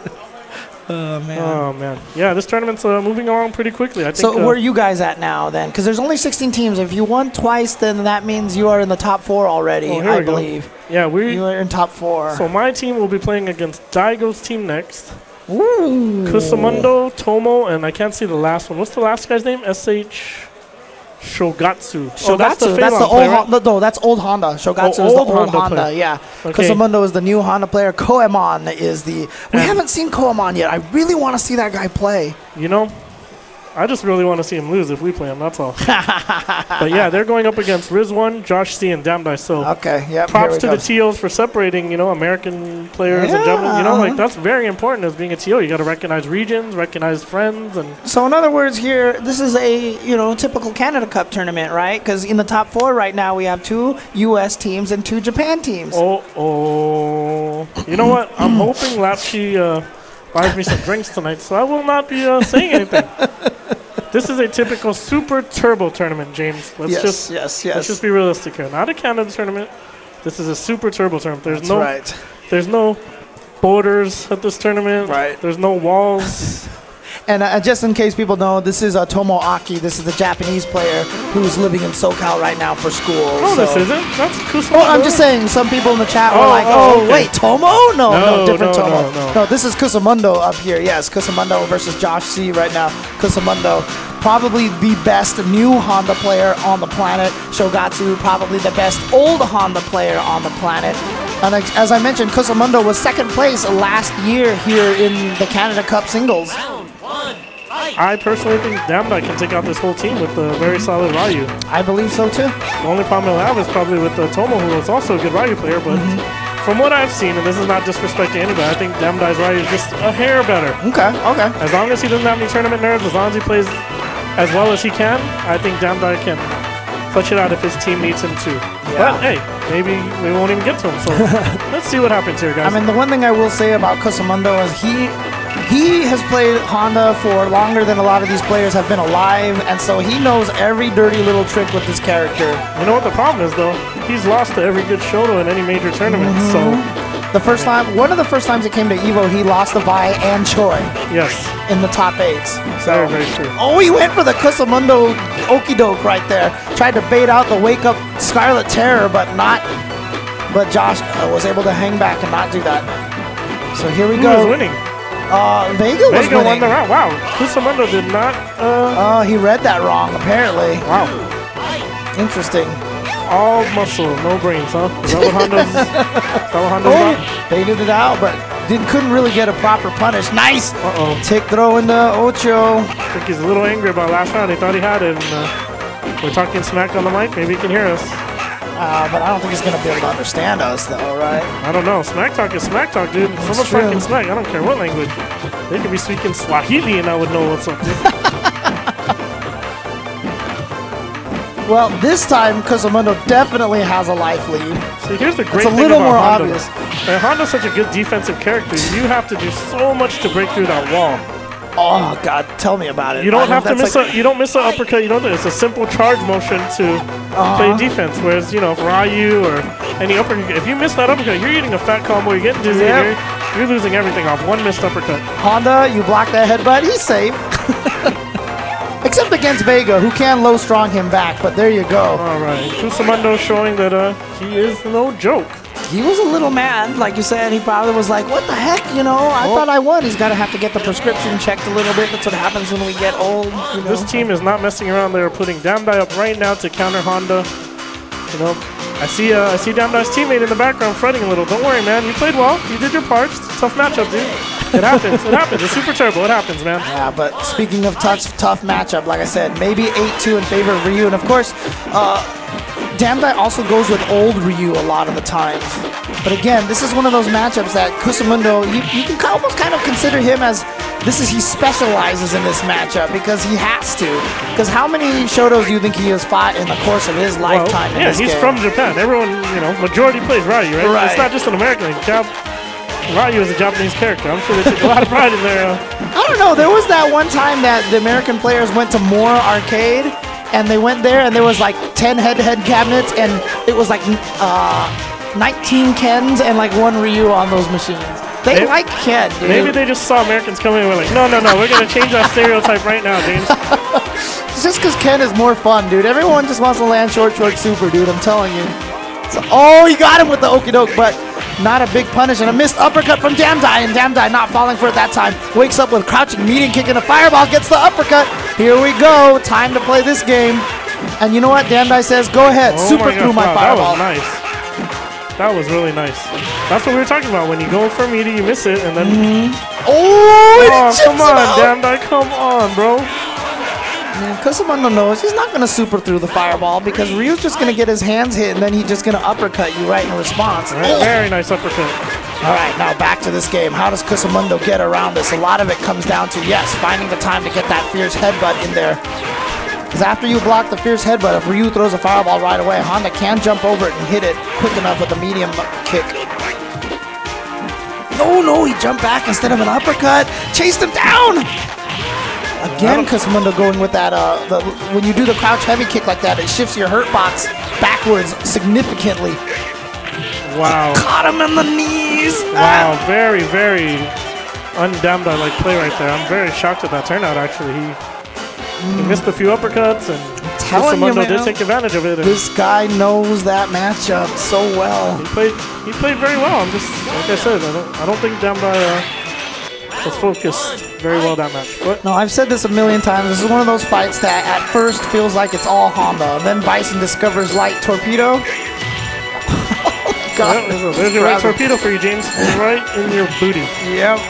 But unfortunately, the strong Honda players know how to fight against that light torpedo. So in the end, this is definitely in the slight Honda favor because once he knocks you down, then you're just going to get Ocho looped all day. Ooh, okay, there we go. Goes for the little okie doke, little shenanigan. There's that light torpedo. No. Ah, missed the meaty. Got him with the Tame Cabeza knee.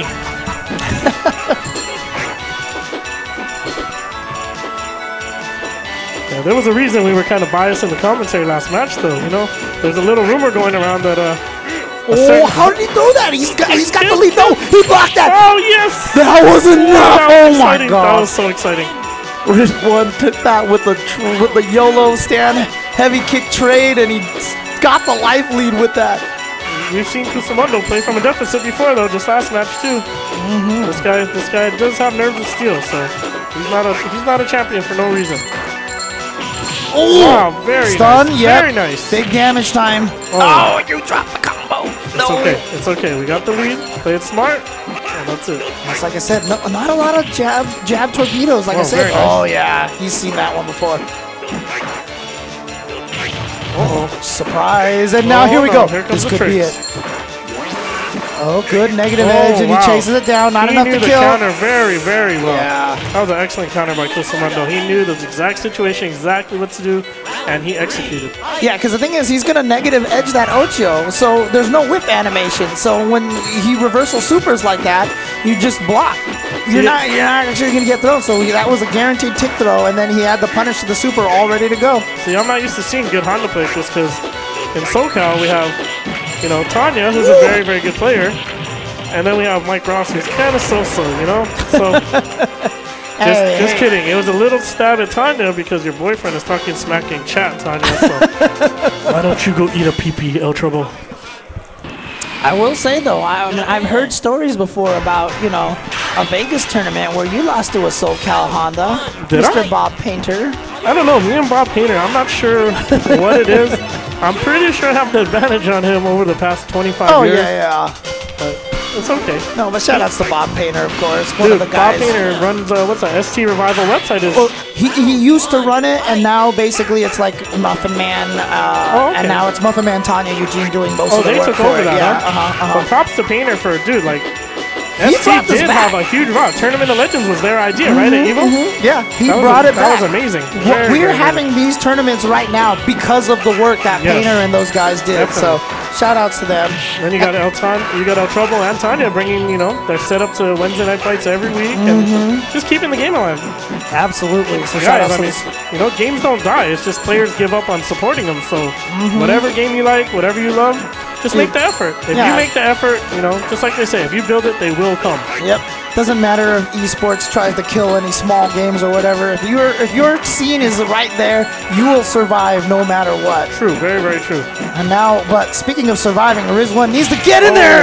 Yeah, just gets the trade right there. Yeah, very nice try, but once again, Honda's defense is just... Yeah.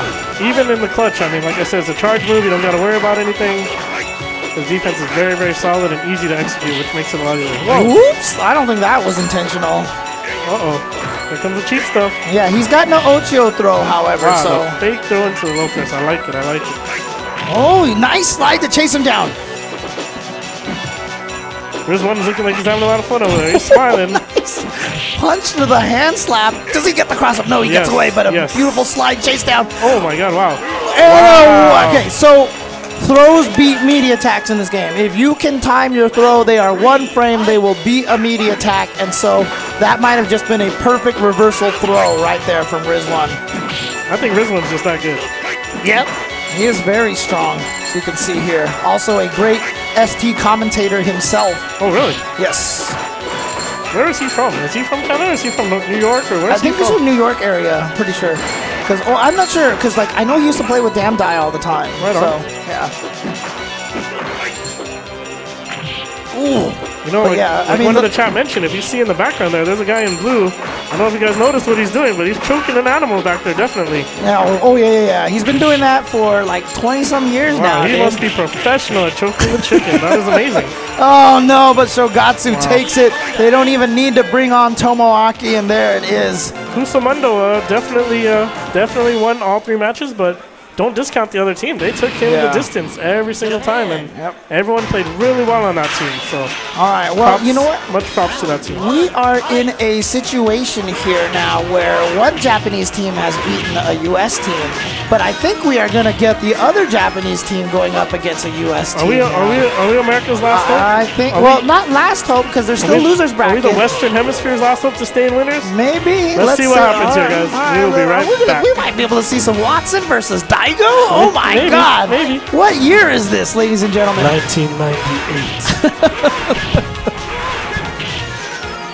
Yeah, absolutely. Shout outs again to the guys who have worked so hard to keep Super Turbo alive. And Super Turbo is one of those games that, granted, obviously one of the main reasons why Super Turbo was able to come back so strong is because there were so many old school players who loved this game. But at the same time, a lot of these guys were playing like Damn Die, even though he's so good at this, not one of the true old school ones. Afro Legends, not even one of the true old school players of this game. A lot of these guys are new school players. Ultra Combo, Silent Scope, these guys are all new school players, and it's done through the effort of the community. If you guys are fighting for your game, you do what you can for it, and they did a lot of stuff. They organized that Tournament of Legends. They talked to Wizard and got them to agree to do some of the finals at EVO for them. They did a lot of the work themselves. You can do this, and yeah, it's tough. It's tough in the face of games like Injustice, which was just on E-League today, earlier today, and then it's tough in the face of like Capcom Pro Tours, doing Street Fighter 5s and all these things like that. But if you put in the effort, and if your community is dedicated enough, you will be able to. Oh, here we go. We get to see Coleman going up against Silent Scope. This is one of those used to be low-tier matchups, but like I said, Fei Long considered a pretty strong character now, and this is a slight advantage to Fei Long, only just because the footsies are a little more dangerous thanks to the Rekkas, but definitely could be won, especially on a cross-up like that from Silent Scope, taking round number 1.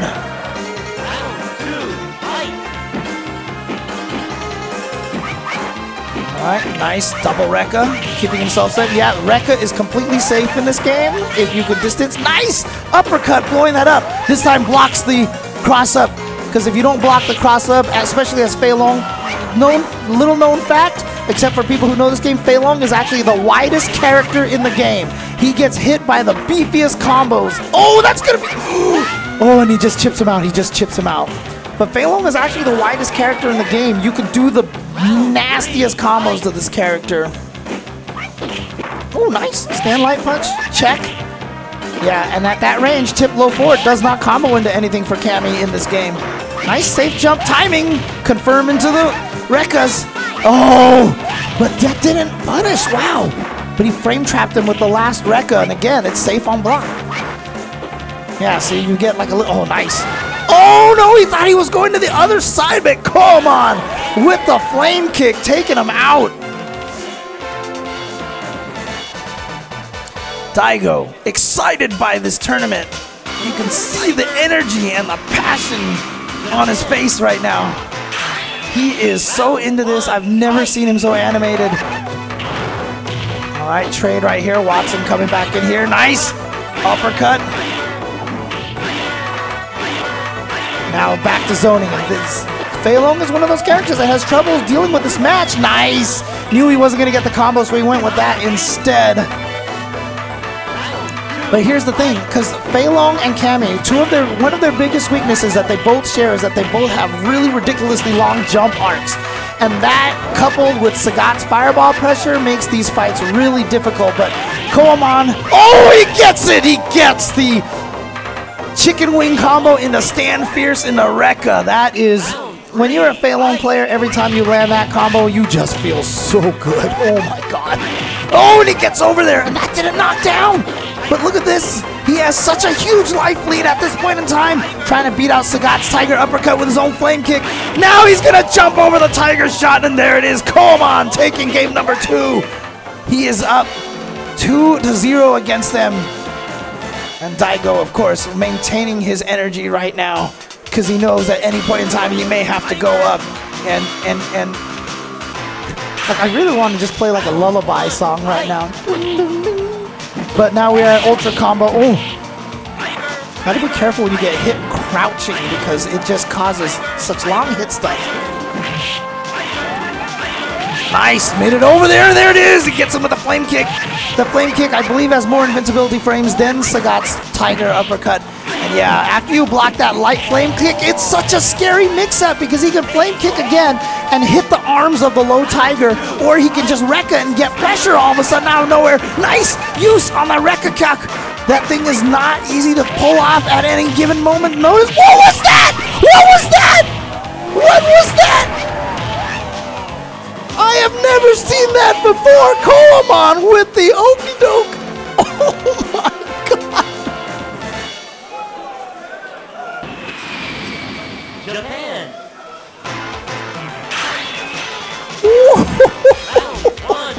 Koamon showing some. Oh my god, pulling out the tricks. Had the setup, no idea what was going on, but it worked and ended up in this most ridiculous stun combo ever. Man, is that TZW's son? Is that his son?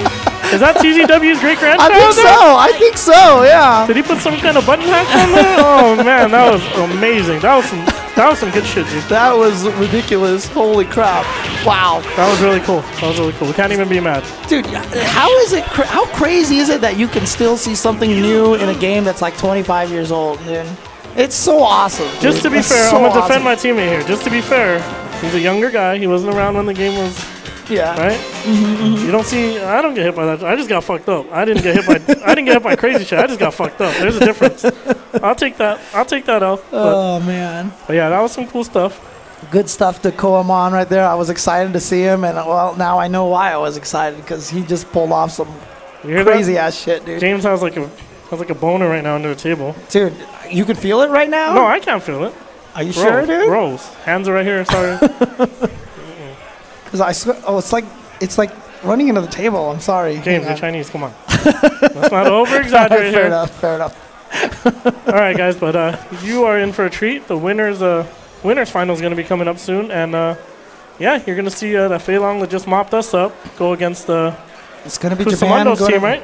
Yes, Japan versus Japan. Yeah. Right on. Come on, man. You guys got to defend this continent here. It is very, very, very tough. These guys played very well. Oh, yeah. You didn't even see the rest of them, man. They got they got a Ken behind them. Daigo Yep. didn't even play. I mean, dude, they came fully loaded this trip. That's for sure. All right.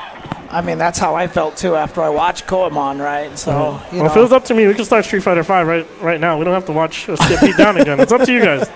It's up to you guys. Yeah, just in case you guys are wondering, Street Fighter V was supposed to start about 50 minutes ago, but due to tournament standard time, we started a little bit an hour late. But you can see we're on schedule right now. After this will be the Street Fighter V 5v5, so that's going to be some great stuff. I don't know. In California, it's not even 6 o'clock yet, so I think we're cool. We're right on time.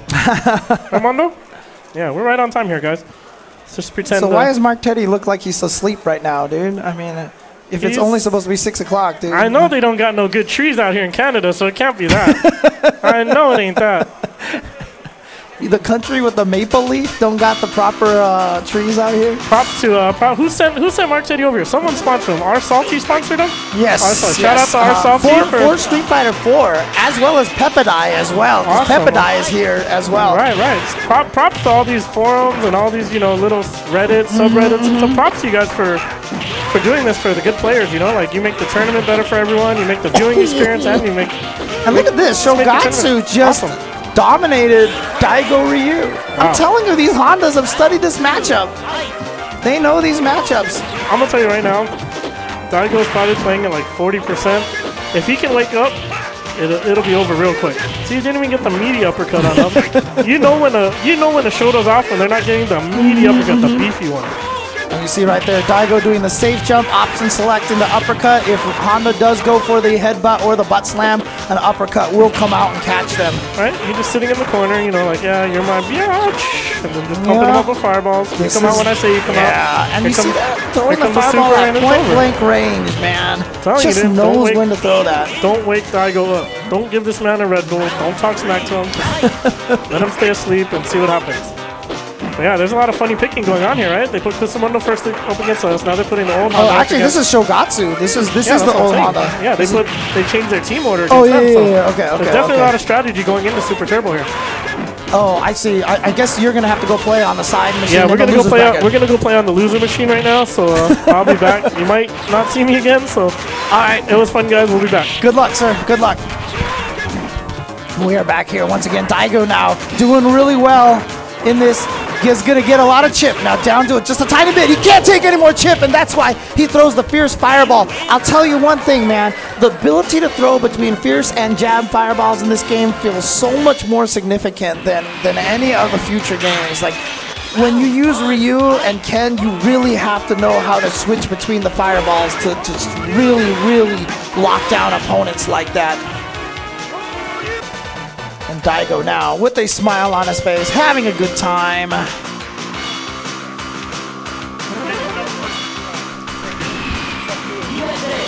I can do this, yeah, okay.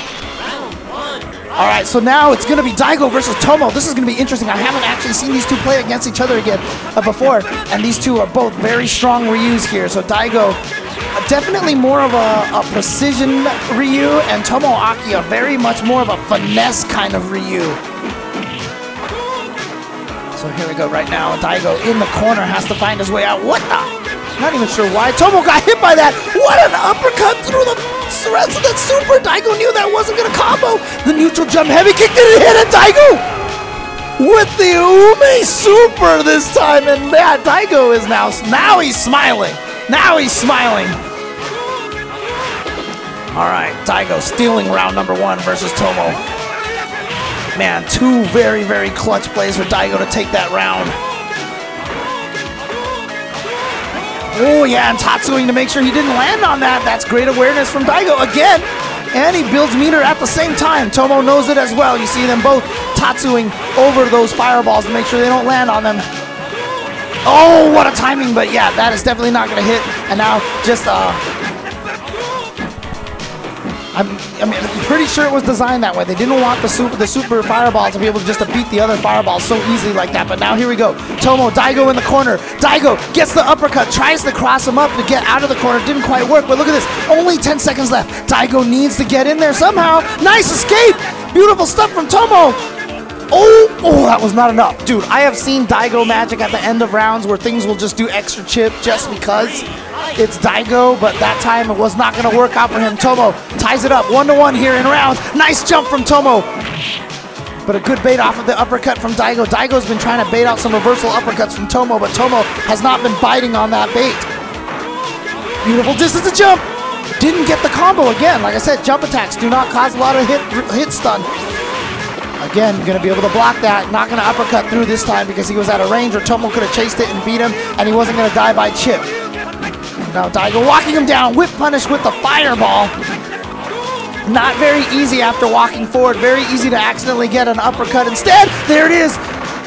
But again, like I said, not going to combo, and we've seen that happen many times. Ooh. Neutral jump, not quite. Okay, meaty fireball. Gotta watch out for the super, not quite close enough, but only 1 second left. Tomo can't chase him down. 2 timeouts here. And Daigo is going to take it in the last round. And yes, there was that weird ending where he got hit by the fireball and exploded, but Daigo still won. Daigo Umehara taking it. And now he has taken out 2 players in a row, and it is down to Kusamundo. Kusamundo now. Last hope for this team. Oh, did I just see like some yoga poses from him or something? Like there was, oh, look at him. He is pumping himself up. Kusamundo all ready to go. As I mentioned, 2nd place here at Canada Cup last year, losing only to Matsun. I believe it was that way. I know they're 1 and 2. I don't remember which one was 1st or 2nd. I'm pretty sure Matsun was the one who won. Matsun, who previously ran X-Mania, eventually moved on to run XEST. Oh, there it is. There's the Kusamundo trick. And look at this, all the way into the corner. Oh, he didn't go for the cross-up crouching heavy kick because I think he knew Daigo knows about that. So instead, he went for the meaty jump attack that would have caused the uppercut to whip. Oh, there he goes. You see right there, pushing in his hitbox back, gets the stun, and that's going to do it right there. Perfect for Kusamundo, and he is hyped up. That man is fist pumping. He is ready to go. Kusamundo showing that he is not scared of those matchups at all. But here comes the young fella, Koemon Feilong. At least he looks young. He's Asian, you can never tell. He might actually be like 35 years old, right? So. All right, staying away from each other. Very scary for approach from both of these characters. And wow, a headbutt at just the right time using jump jab. Oh, and the stun on a cross-up heavy kick. Kusamundo, once again, this is why he is one of the greatest in Japan, probably the strongest Honda in all of the planet. Oh, here we go. He's going to be able to combo off of that. And he knew the proper anti-Honda combo jab in the Rekkas. What? Oh, that combos. Oh, and trading with the hand slap. Trading with the headbutt now. But it just didn't do any damage. Not really worth the trade.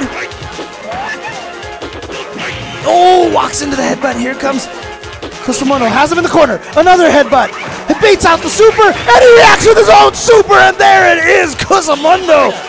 Wow, that super almost never works like from far range, but he did it. Kusamundo going up against Matsun. This was the grand finals from last year. We have a run back here in winners finals of this team tournament.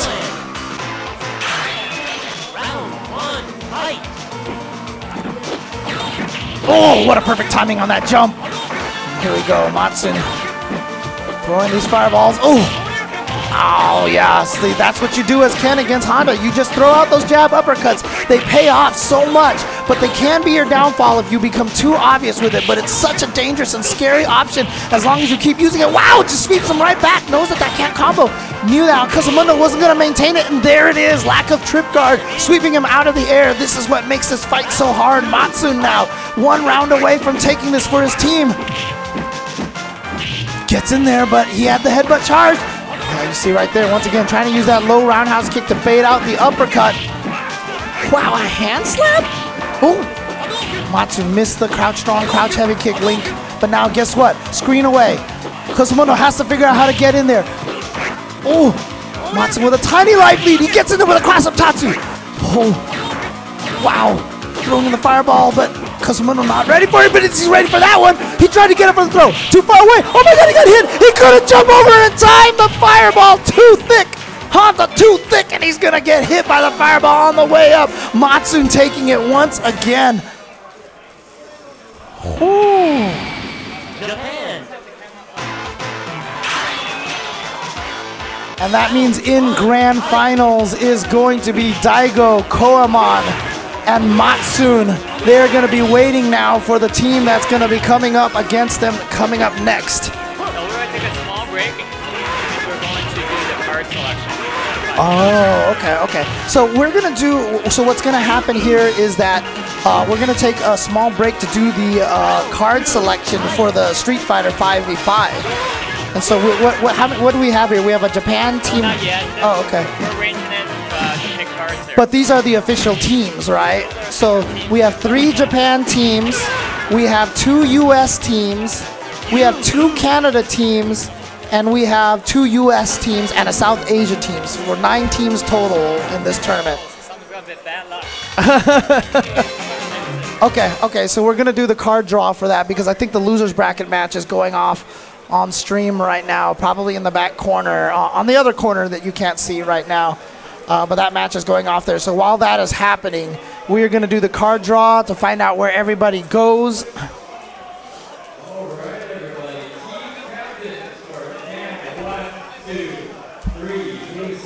You can see on the screen coming up right there, you can see Lapchi on the very, very left.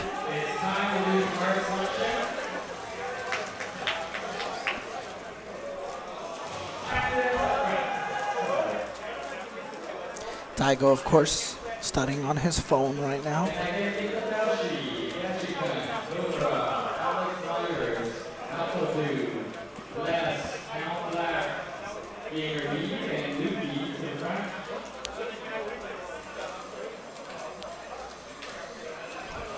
Shoutouts to everybody at home, of course, watching this on stream. Hope you guys are enjoying this.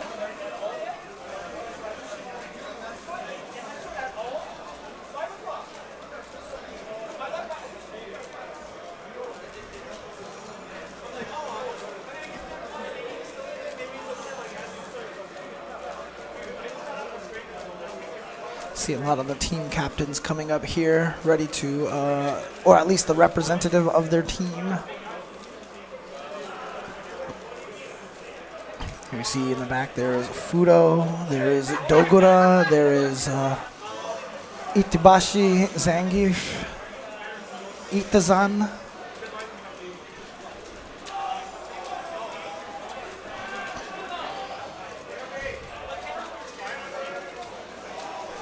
See Knuckle-Doo is going to be walking up. There he is, over on the left side there. He's going to be representing USA 1. I believe Alex Myers is here representing USA 2. There you see Gamerbee coming up to represent Southeast Asia. Which doesn't really make sense because, you know, he's just from Taiwan. But, oh, there's Mago-san back there as well.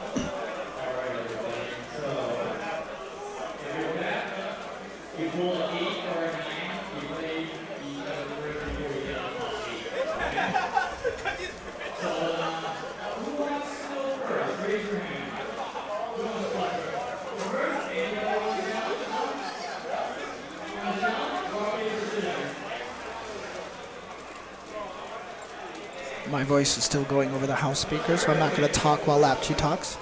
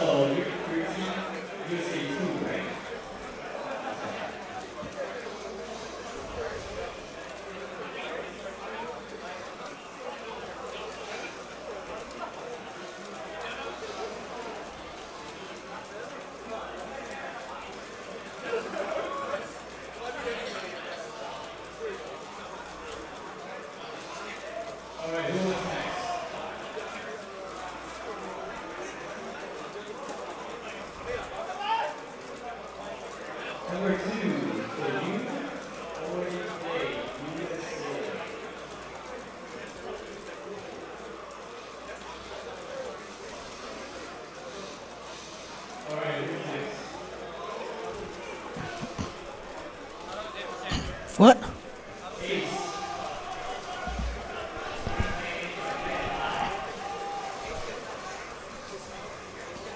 Matsun just came over and shook my hand. Woo. Yeah, I know.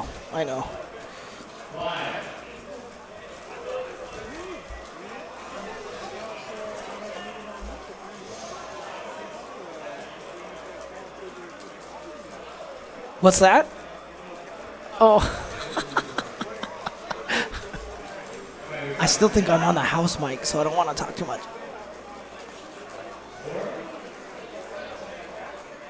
Oh, there we go. Ah, yes, there we go. Okay, now I can talk to the stream.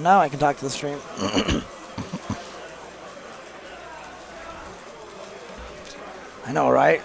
Now that I've shaken hands with Matsu, maybe I have like some sort of magical ST powers on here, so I gotta not wash my hand anymore. I can unmute my mic, let them hear me. Now that Lab Chi can't hear what I'm Yes. saying, all the cursing and stuff I'm about to do, yeah, the ST was pretty good. It was pretty exciting stuff. Well, are we saving the grand finals for another day or something? I or? think it's tomorrow. Oh, Tomorrow, really? somewhere around midday. I haven't really. I thought we were gonna finish that out today. No. It should be Oh. tomorrow because I saw there was, or unless tomorrow is something different because I know they're playing Oh no! Well, losers off stream right now. right, but I think after that's done, they're gonna play grand finals on the stream, right? On here, I thought they were because I thought that's finished. let's hope so. I would like to see grand finals. That's the only reason I agreed to coming here to Canada is so I can stream some Super Turbo because Tanya, Al Trouble, and Muffin Man haven't done anything for ST Revival in months. Like, they don't do their jobs. Right? They haven't started another, another ST Revival season. They don't do anything. They're just lazy. All I see is their Instagrams like pastas, pizzas. And I know, right? All this, Dude, Eugene is Taiwanese food. Like, what the hell? Eugene has become like an Asian girl. Like, all he's doing is tweeting out pictures of food all day. Dude, Eugene turned into a white girl. But, yo, shout-outs to everybody that tuned in today. Yeah, it was kind of a little bit of a rocky start, but overall it's been pretty good experience so far. Give me 1 second here. So we are going to... So, David, we are going to play grand finals as soon as we get... Okay, yes, we are definitely playing grand finals today. Someone delayed a match. Yeah. So you guys know at home, we are definitely playing grand finals of the ST team over here this right after this. So we will definitely be playing that. Silence go. El Trouble knows we love him. El Trouble knows we love him. Well, shout outs to everybody at home. Hope you guys are enjoying this. Sorry about this little break here right now. Apparently someone was delaying the match off stream, but we will have grand finals coming up. I see Mago is happy about something. All right. Yeah, sorry about that. I have to pull like triple duty today. It's all right. I used to call you the hardest working man on the west coast of the FGC, and you know what? You just got to maintain that, dude. You know what? I'm not going to lie. I was the hardest working man, period, for a while. Yeah, I do believe Nobody so. put as much work as I did. You streamed almost every day at Super Arcade. At side events, other stuff that people never knew about. I tried to keep myself busy because I like doing TO stuff. I like streaming. I like doing all of it, but it took its toll. Yeah, I know. You were tired for a while at this point in time. Yeah, it's pretty crazy because it got to a point where you kind of start losing the passion for it because you do it so much, and it's like a constant thing, Well, but I'm really happy and I'm glad that I got to come out here to Canada Cup because, number one, some of them have been trying to get me out here for a long time. Two, it's an event that I've always wanted to come to, not just because of the alcohol that's involved later on in the afternoon or late at night or in the morning, depending on where you're at, but because people here come to compete. It always seemed like a very good tournament, and it's in Canada, so why not? Right. Yo, shout outs to the chat. I missed all you guys too. It's been a minute. I know. I'll be back sometime. I'm just working on Baby Commando right now. So have you been? You've been in the Philippines. Have you been leaving just bodies for everybody over there, dude? You doing your thing? I've been trying not to leave just babies. Yo. You know what I'm saying? It's like I'm trying to make sure I'm aiming at the proper place when I'm busting caps out there. I'm not trying to come back a couple months later and go like, "Yo, who's that? He's got your ass." But it's been great. It's been great. I mean, the relocating to another country for work has been quite interesting. Okay. So just so you guys have a preview of what is coming up here for the 5-on-5 tournament right now. I'm switching the camera to you. So what we're going to have here, so I have a write-out of everybody on the team, but Japan 2 and Japan 3 are the unlucky ones, and they have to play each other in the first early round because there's 9 teams. And that's Daigo, Fudo, MOV, Gachikun, and Storm Kubo, oh my god, going up against Dogra, Yukadan, Sako, Goichi, and Daikoku. Oh my god. And the winner of that one's going to go up against USA 1, which is Knuckle Dew, Smug, Punk, Chris G, and Shine. Then the next step under that bracket is Canada 2 versus Southeast Asia. Canada 2 is Count Black, Vastend, Sin, Shane Walker, Ceroblast, And Southeast Asia is Xiaohai, GamerB, NL, Punko, and Xiaobao. Then Europe has to face USA 2, so Europe is Luffy, Phenom, Problem X, Mr. Crimson, and Takamura. And they are going to be going up against USA 2, which is Alex Myers, Commander Jesse, Brian F, Strider 801, and JB. I actually think it's a debate on which of the USA teams might actually be stronger here. Oh, I'm excited for this. And then finally, Canada 1 goes against Japan 1. Canada 1 is LES, Brutus, Yomi, Orange Man, Solomon. And Japan 1 is Itabashi, Mago-san, Momochi, Eita, and Moke. Ponos Moke. Save me a copy of that. I'm going to need it. Oh, yeah. Here you go. Just take it. Take it now before Lachi takes it away. There you go. All right, back to ST. We're going to do top 3 of teams. All right, so we're doing all top 3 then. Yeah, okay, we're doing top 3. So this is losers finals here first, which is going to be Kosomundo, Tomo, and Shogatsu going up against Daigo. Wait, no, this is grand finals. This is the wrong names. Watson versus Ultra Combo. Okay, so the Ultra Combo team defeated the other US team then, basically. All right, here we go. Right away, starting with Silent Scope going up against Josh C. Again, in my opinion, a fairly even match, but just a slight advantage to Vega just because of Hyoball and Cammy's big problems with dealing with cross-ups. But Silent Scope right there. Oh, he baited out the uppercut, but didn't get the punish. And so, yeah, jumps over her and then goes for the surprise. And now, you know what? Cammy's super, 95% of the time, is used for meaty chip death. That is basically what her super is for. So there you go. Great start to Silent Scope. Josh C trying to get in there with those slides. But again, like I said, those crouching medium kicks, they will stop the slide if you time it right. Oh, he got in there. He baited out the slide. Nice. And then just goes for the regular tick throw, but a nice throw tech from Josh. Now, Josh is going back a little bit. Yeah, you got to be careful. Cammy has so many ways to stop that wall dive. It's very risky for it. That's one of the reasons why Cammy does well in this matchup. She shuts down wall dives so well. Now, oh my God, how did that kill? That did so much damage. She just drilled the slide. The roundhouse one is a little bit airborne, went over the slide and just hit. And then the rest of Vega's life was like, goodbye, goodbye. And that was it. What the heck? That was ridiculous damage right there. But Cammy, if people are unfamiliar with ST, Cammy is probably like second or third strongest character in this game. She can kill you in 6 hits, jump fierce, fierce, drill, stun, jump fierce, fierce, drill, death. Like she can do that in like 7 seconds. But now it has to go up against Damn Die. Damn Die, oh man. Like normally I think Cammy versus Ryu is like maybe 6-4 in favor of Ryu, but when I fight against Damn Die, this fight is like a different fight. I don't recognize it anymore, and that's because Damn Die has some of the best fireball timings. Very Troy-esque, very hard to spot, and you can see right there with a perfect to start, and Silent Scope has played this fight a lot. He knows how to fight against Ryu, but there's something about the way Damn Die plays against Cammy that makes it really, really hard to predict when to get over those fireballs. You almost have to jump randomly. There we go. Good damage. It goes for the sweep. Gets the knockdown. Wow, interesting neutral jump, but great reaction there from Damn Die to get the crouch fierce to stop the hooligan throw. Missed timing on that neutral jump. You see Damn Die says, I'm not going for anything crazy. I'm just going for meaty fireballs because that's what you do in Super Turbo.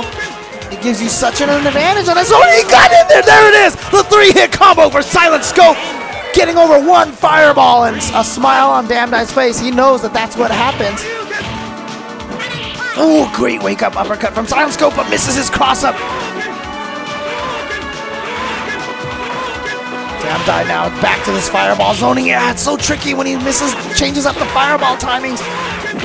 And again, lack of trip guard, catching Cammy when she lands. No uppercut. Here we go. Opportunity. Does he get them? He goes for the throw. Tries to bait out an uppercut. Nothing. He went for the uppercut, but it was too far. He tried to uppercut the limb, and Damn Die with the fist pump. True story, Damn Die showed up to Don's Arcade in SoCal a while ago and had a Damn Die gauntlet. Bunch of us went up to go and face against him. 2 out of 3, I believe it was, and I came the closest to beating him. I'm so sad that I didn't beat him. That's right, I'm tooting my own horn. It's 1-1, yes. Watson now here with Old Sagat going up against Damn Die. At one point in time, I think these two players even had just like a little bit of a rivalry, you know, Watson insisting that the old school is stronger than the new school, but as we've seen, Damdai here now. Like I said, him and Afro Legends are probably king of ST in the States right now, with guys like Ultra Combo and Eugene, El Trouble, right on the heels. But Damdai using this Ryu is so scary, such a tough opponent to fight against. And like I said, Ultra Combo is right there, and he's waiting in the wings just in case. Ooh, didn't go for Tatsu. Ryu does have a 50-50 unblockable Tatsu when he does a meaty air Tatsu on you. There's a weird bug in the game that causes it to 50% of the time for it to be unblockable, and a perfect fireball prediction timing from Damdai. And now Ultra Combo has to come up and do this. He has to take out not only Damdai, but he'll also have to take out Riz1 as well. Old Ryu, because the Tatsu hits on frame number 1. Air Tatsu is a 1-frame startup. It hits on the very first frame. And in this game, it decides the process who goes first randomly. And if the opponent goes first, there's nothing to block. And so then the next character processes, and it's the Tatsu, and he just hits him. It's the way it works. Fortunately, they fix that in future games. Nice. And again, oh, he was too far away, but no combo from Ultra Combo. Here we go. Now Damdai on the verge of sending home. Oh, what an uppercut from Ultra Combo. Ultra Combo with those crazy damaging uppercuts from Old Sagat. Wake up sweep. What if that was supposed to be a wake up tiger shot maybe? Beautiful Tatsu to avoid the uppercut twice. Oh my god, and you cannot tech a throw as an old character, and of course they're both using old characters, O-dot characters. And so no throw techs. We are not gonna see any throw techs at this point in time.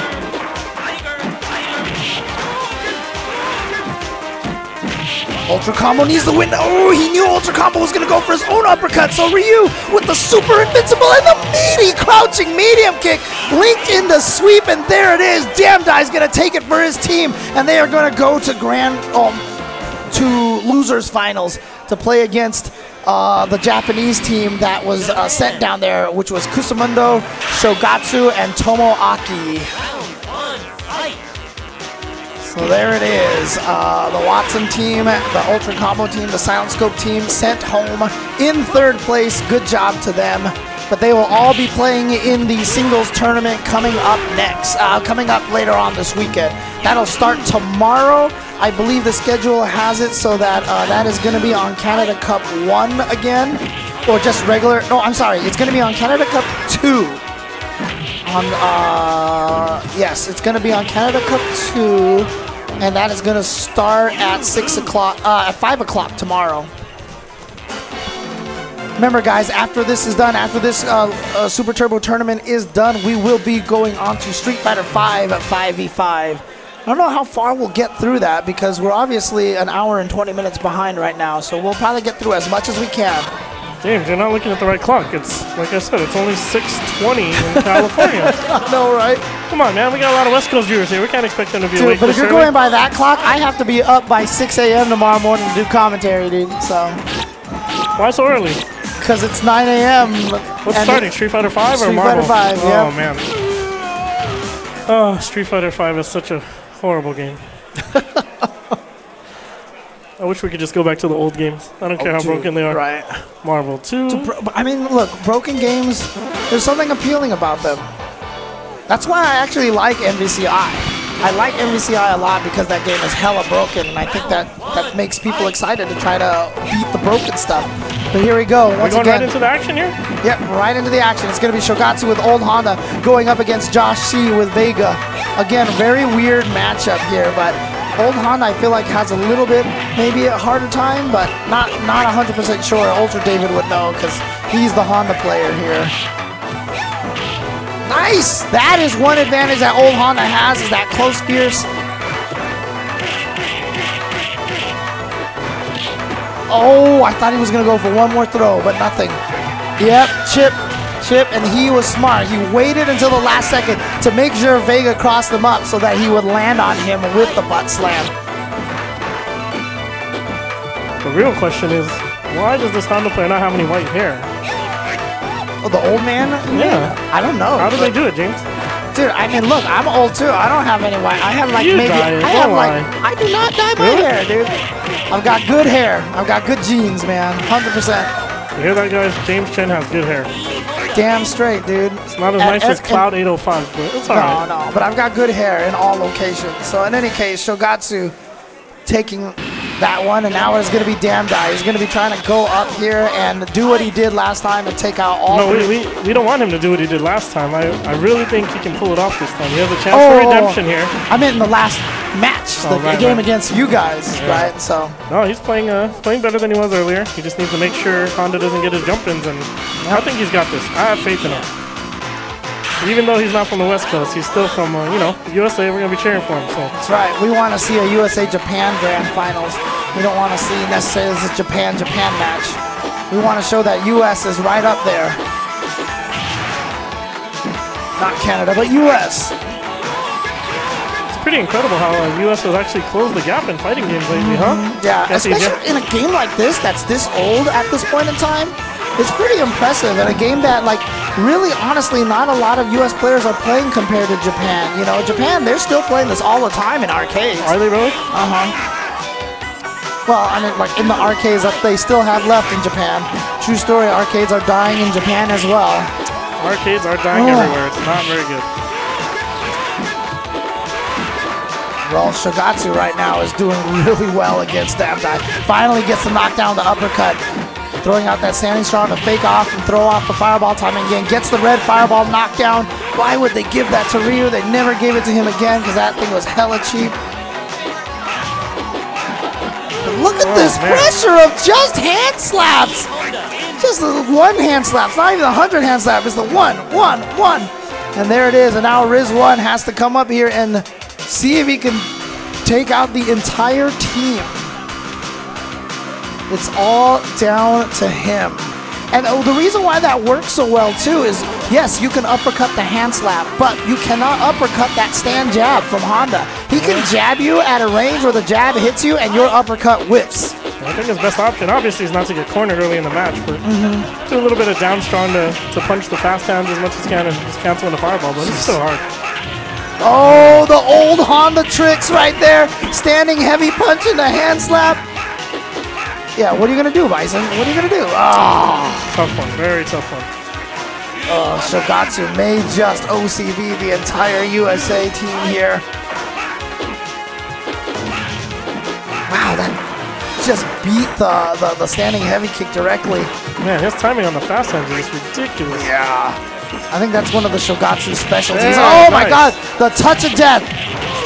It ain't over till it's over, baby. Wow, we got one round. Let's go. Let's go. One-on-one. I like that he called it ST mode, dude. It was pretty funny, man. Nice. There we go. There we go. Breaking the defense open. Old Honda cannot tech throw. That's why he's getting crossed up and hit all day long. Oh, nice. Very nice. Don't choke this one. You got just this. Got it. Oh, it doesn't even need the chip. There it is. Riz1 taking out Shogatsu. But now the question is it going to be... I don't think it even matters. He has to beat both of them anyway, so who cares? Right. If he wins one, he wins one. He wins two, he wins two. Fair enough. Fair enough. Gotta play Tomo. Comes a Ryu player. Very good Ryu player. Coming up, yeah. What? That's the computer there, guys. Don't get too excited. Went for the cross up. Oh, okay. There Just push start in the top left, James. Let's go. It's okay. It was Ryu, and it was the same color. Oh, no, it's a different color. I know you take old man naps during the day, but you know, it's 6:30 only over there, so dude, you have no excuse. Dude, I'm usually asleep at this time. I'll take naps in the middle of the day, dude. 100%. Back in my day, I would. Anyway, nice. That standing heavy kick. Such a good button for Bison. One of the most satisfying moves to just kick someone in the face with. Besides Bison being able to go toe-to-toe with Ryu in his face, he does have that one-hit kill. You know, just jump in one time on his head and it's over. Yeah, he has a touch of death. A jump heavy kick, low forward into Psycho Crusher, almost guaranteed dizzy. Uh-oh, here we go. What can you make out of this? Oh, very nice. Wow, Tomo knew it. Tomo's seen this before. He's seen this video before. He's like, come on. I've seen this a billion times from our Vega players in Japan. Very, very fortunate there to only eat one hit. Still anybody's game. Got a few seconds left. Tomo was a very smart player. Tomo knew it. He knew that head stop was basically the only option that he had, so he was all ready for it with a jump strong. So now Tomo at match point. Oh my god, stand jab, beating out the scissor kick, no fear.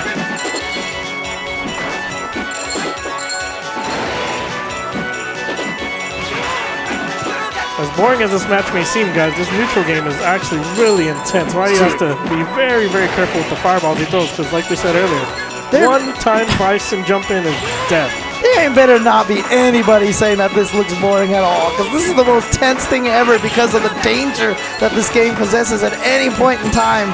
Very true. Tomo decides not to throw the fireball. Oh, see, invincible uppercut, just getting the scissor kick from a screen away. Oh my god, I love it. Oh, and he eats the full super that he used in defense. Oh man. Very well played though. He won the match against Honda. That was a very tough matchup. You know, my only complaint is, you know, not to be making fun of anyone, but I think Damdai, I don't know, I just had so much faith in him clutching that out. I wanted him to win. I did want him to win. Yeah, and you know, he was in the prime position to do that, especially with his character, to be able to beat all the Hondas. But yeah, as I said, we gotta give credit where it's due, right? Oh yeah, Honda absolutely. played amazing. And like I said, those two guys, they have fought against so many damn Ryus that they know that match so well. Right, but definitely, I'm telling you, man, those invincible. There's nothing that feels better than an uppercut like that, a call-out uppercut like that. How is anybody sit here gonna watch that and see Tomo uppercut a scissor kick, a roundhouse scissor kick from a screen away, and tell me that invincible uppercuts are not hype? I mean, seriously, that. Oh, very clutch play from Tomo there. And we are down to our grand finals, right? That's right. I think this was kind of expected. It wasn't wanted, but it was expected, and it is what it is. Japan versus Japan. So it is going to be Matsun with Ken, Koaman with Fei Long, and Daigo with Ryu going up against Shogatsu with old Honda, Kusamundo with new Honda, and Tomoaki with Ryu. I'm excited for this. This is going to be a great match here. Again, grand finals. They're putting Daigo up first against, looks like, Kusamundo. Kusamundo. Earlier they played, right, and Kusamundo won? Yeah. All right. So they got the blind pick. They got what they wanted, but with Daigo, you never know. This guy he come to a tournament at 50%, or he can come at 100%. But here we go. This is Grand Final Super Turbo here at Canada Cup. Just a teams tournament, but this has been exciting so far. Everybody at home, everybody in the venue, scream out for some Super Turbo action here. Yeah, we're showing some love for the old games. We like it. If you're under 25 and not cheering, we definitely understand, though. And look at this. Kusamundo going right in there. See, I'm telling you, Daigo not getting those full damage DPs. That's an obvious sign of just a little bit off on the timing. Maybe too much Street Fighter 5, no ST time at all, but. Oh, wow. What a timing on that. Not sure if it was designed to whip punish that, but that one might have been too far. I'll give him. Oh, that one. Okay, there you go. That got him in the corner. Kusamundo's in a lot of trouble. We don't know what he's going to do. Here we go. Going for the last chip, and one more chip to end it. So just got to play it safe. Oh, he wanted to get the jump roundhouse into the chip. Anti-air. I like it. It's odd. There's no hurt box at the end of that. So at that range, even if Ryu doesn't kick, it's not like he can punish it. So nice. All right, but now into the corner. This is where Kusamundo can do a lot of damage. Oh, got the walk speed and the throw. Oh, but Daigo jumps out. He saw Kusamundo do that last time. Now the tables have turned. We got Honda with his back against winner, getting a little bit of breathing room. Why are you going for the standard spacing here? I give Kusamundo a lot of credit though. He doesn't get faked out by a lot of fireballs. See, there you go. There was that safe jump. The safe jump roundhouse option select. You think that option selection were invented by Street Fighter 4? No, Daigo's been doing option selects for decades now. They were just a secret before games. That's all. There was no name for it. That was it. You're done. Oh, very nice. Never mind. Oh, he went for the low roundhouse Oki into the Ocho. Commentator's curse. No! Ryu live. Oh my God, Ryu got him. Yeah, he did not fly back as high as you normally. There's a height difference between KO and not KO. The only thing bad is Daigo wasted one of his 3 smiles he carries around in each tournament already. So I don't know. We only got 2 smiles left for this guy, guys. He is happy about that victory though. He did redeem himself from the last match. But I think they do need to win 2 out of 3 sets, right, to actually take this thing. So Oh, is this 2 out of 3 right it now? should be, right? Okay, Coming out of losers finals. Yeah. So a little bit newer school Tomo Oh, against old school don't Daigo. try to overhead me. Daigo's trying to show Tomo right now, I am the king of Ryu still. You are not taking this title from... Wow, that was a Chun-Li-esque anti-air right there. Yeah, I know, right? Neutral jump, heavy kick. Yeah, we got uppercuts, but we're not going to waste them. Oh, man. I like those floating hurricane kicks to get over fireballs, though. Those are very well timed. God, look at the patience from both of these guys. Both of them know that anytime the super fireball's coming, you see them both pumping.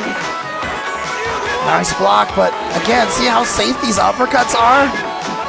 Daigo's starting to play it a little bit safe. Back to the What a whip punish. Oh my God, what is it? Overhead or? Oh, what an nice uppercut from fireball. Tomoaki, and he just goes for the uppercut for the trade. Didn't even want to back it up and get the guarantee. I'm going to finish this thing in style. That's typical Daigo for you, though. Oh, and Daigo did the Tatsu in the air, so that actually gave him the knockdown. Right. Uh-oh, Daigo's got a little bit of advantage in the meter. Tomo has to be a little bit careful with his fireballs here. He's going to get popped with one of these. Randy Johnson fastball's coming in if he fucking doesn't watch himself. Nice, and he's in the corner, so it is going to combo. And there it is. And same way, a uppercut trade to take it. Daigo steps off, and they're wondering who should go next, and so they're going to send up Koamon to challenge with his Fei Long. Fei Long is a very good matchup for Ryu, though. Ryu cannot miss any of his sweeps, cannot stick out random low forwards. So do very well-timed fireballs give him away, and the risk factor is just very high. That's the crazy thing, though. It's just that I feel like the Fei Long players have advanced so much, but you're right. On paper, this is a bad matchup for Ryu. Bad matchup for Fei Long, absolutely. Oh, no uppercut from Koamon. That's a problem. Didn't want to risk it again. And a beautiful neutral jump from Tomo, and look at this. Wow. Well, who is this Ryu player? He is just, he's playing lights out right now, James. maybe players named Tomo are just destined to be godlike at this game. Oh, missed his chicken wing. Nice! And he's going to get the wheel punish. Meaties. Oh. Wow, we went for the crossover. That was crazy. Are we going to see more combos in the corner? Will Tomo get knocked down here? Okay, so Ryu can punish the Rekkas with the fireball, the raw fireball afterwards. Fei Long sitting on a super. It's a little bit dangerous for Ryu to be throwing up those fireballs. He's trying to build that meter. The super. Very, very dangerous right here. Oh, what a well-timed crouching medium kick. This Ryu has no fear. No fear. All right, so now it's down to Matsune again. Matsune has to defeat Tomoake, and then he still has to defeat Shogatsu. Right. These guys were playing a few matches earlier, and it was pretty exciting, but I think Matsune was not playing as Ken. He was playing as Ryu just to warm up, so see when he brings his A game, see what's going to come out of this match. Wow, he opens with quarter circle forward kick. Puts this guy in the fireball. face. Oh, went for the cheap stuff and got countered. I feel like he missed this Tatsu in the air. He probably wanted to jump jab into Tatsu. Very little time to cancel that. Ryu does have an advantage in this matchup, but only slightly. Oh, here we go. What? Oh, he goes for the safe jump instead. Wow. Don't touch any buttons. I got my uppercuts on deck. Oh! Very nice. Combo right into the super. Oh yeah, do you think this fireball spam is, is so good, but you miss one fireball and you eat a full combo and your day is over. That's why fireball games are so interesting in SC. They're so powerful, yet one jump and you're dead. Right? It's like a game of chicken. You want to throw fireballs? Let's go. But I'm going to jump over one of them sooner or later and it's going to be over. Oh, wow, he got a free jump in, right? He did not uppercut for some reason. Back to the... You do not see Ken win this fireball war versus Ryu very often. This is not your regular Ken, though, James. Yeah. This is the best Ken in the world. Yeah. You guys are very, very lucky to be watching this guy play. Oh, we made it through, but look at this. Just going to block it. He's just... Oh, God, it was so beautiful. Oh, he tried to fake the throw. He went for the uppercut. Tomo didn't buy it, and finally with the anti-air. Uh-oh. Is this the last round for their team? We will see. Can bring this all the way back, and we'll see a couple more games of this. Ken's trying to get the advantage here so he can squeak in a little bit closer, get that safe pressure. See, there, Matsune whipping those jab uppercuts. They're not trying to hit things. They're trying to go through fireballs, basically. He's trying to miss time the fireballs because he can only have one on screen at a time. So trying to throw off the timing. Tomo's playing super solid here. And he has a meter. This is big trouble. Big trouble for Ken. Ken can take it in a second, though. If he can. Oh, no, that's it. no. Oh! Wow. Boy, I've been wrong about that every single time. That's why I'm sitting here. It's okay, James. I'm sitting here too with you. At least you didn't get beat down. I got beat down today. At You have an least excuse. You didn't. Oh. At least you tried. At least All you right. tried, man. Well- All right. So, wait, Mondo, do we know if this is 2 out of 3? That's it, right? I'm pretty sure It's that's a reset. It's just a reset. Okay, Really? so it is 1 out of 1, so it's a reset now. Wow. So now here is the official grand finals between these two teams. And now they're deciding who to go first. And I believe the team that won has to stick with the same order. I'm not sure, but I don't think it matters because we just want to see more ST action. That's all we care about right We got now. one more set, guys. One more set. Before we start that Street Fighter 5. Oh, boy. But while we're waiting for that, let us enjoy this ST game. This is Street Fighter. This is what we want. This is the fireball games. This is the uppercuts. This is the brutality of what Street Fighter is really all about. Why don't we give a quick plug to Mondo over here, who works for XSplit out in the Philippines. He's over here streaming for us, working hard for you guys online. Send out a tweet to, you know, Temjin Alpha or IE Battlegrounds. That is the man behind all the streams going on today on Canada Cup. That's right. During the Super Arcade days, he was definitely one of, if not the hardest working men in the FGC. Shout outs to Mondo. No disrespect to Spooky, but I still think Mondo is hands down the best. And that's why they send him out to do everything. Alright guys, we're going right back into action. We got Daigo against Tomo again. Tomo is on fire. I don't know if anyone is going to take this guy out. He might OCV this whole team. Yeah, I know. At the rate that he's playing right now. Look at this, what he's doing to Daigo here. A nice dismantling here in this first game. Oh, no. Oh, nice. And then faked the throw, went for the low forward instead. Got him to stand up. Nice punish from Daigo. What's the mix-up here? Oh, that's... Oh! He knew that that wasn't going to combo, so he knew Daigo was going to try to do something after getting hit by those 3 hits. So Tomoaki just had an uppercut waiting for him and a proper juice kick to close the distance. Tomoaki is playing so well right now. Yeah, he is definitely in the zone. That's what this game's all about. Once you get in the zone, it's really hard to take you out of it. There is very few fighting games that I feel like put you into that zone like a Super Turbo game does. Like once you start playing this game, like your brain just like transcends into another world. Still not close enough for that to combo. Nice Tatsu! Man, these floating Tatsus, these are very high level Tatsus, guys. You guys, if you haven't played this game long, you don't know. But Oh, that's... wow. What a whip. Wow, very clutch play by Tomo. Walked right out of range of that crouching. He's a medium new kid kick. on the block to this ST community, isn't he? I would imagine so. If he's in the U.S. for school, then I imagine he's in college age. So yeah, he's taken out probably someone who he considers maybe one of his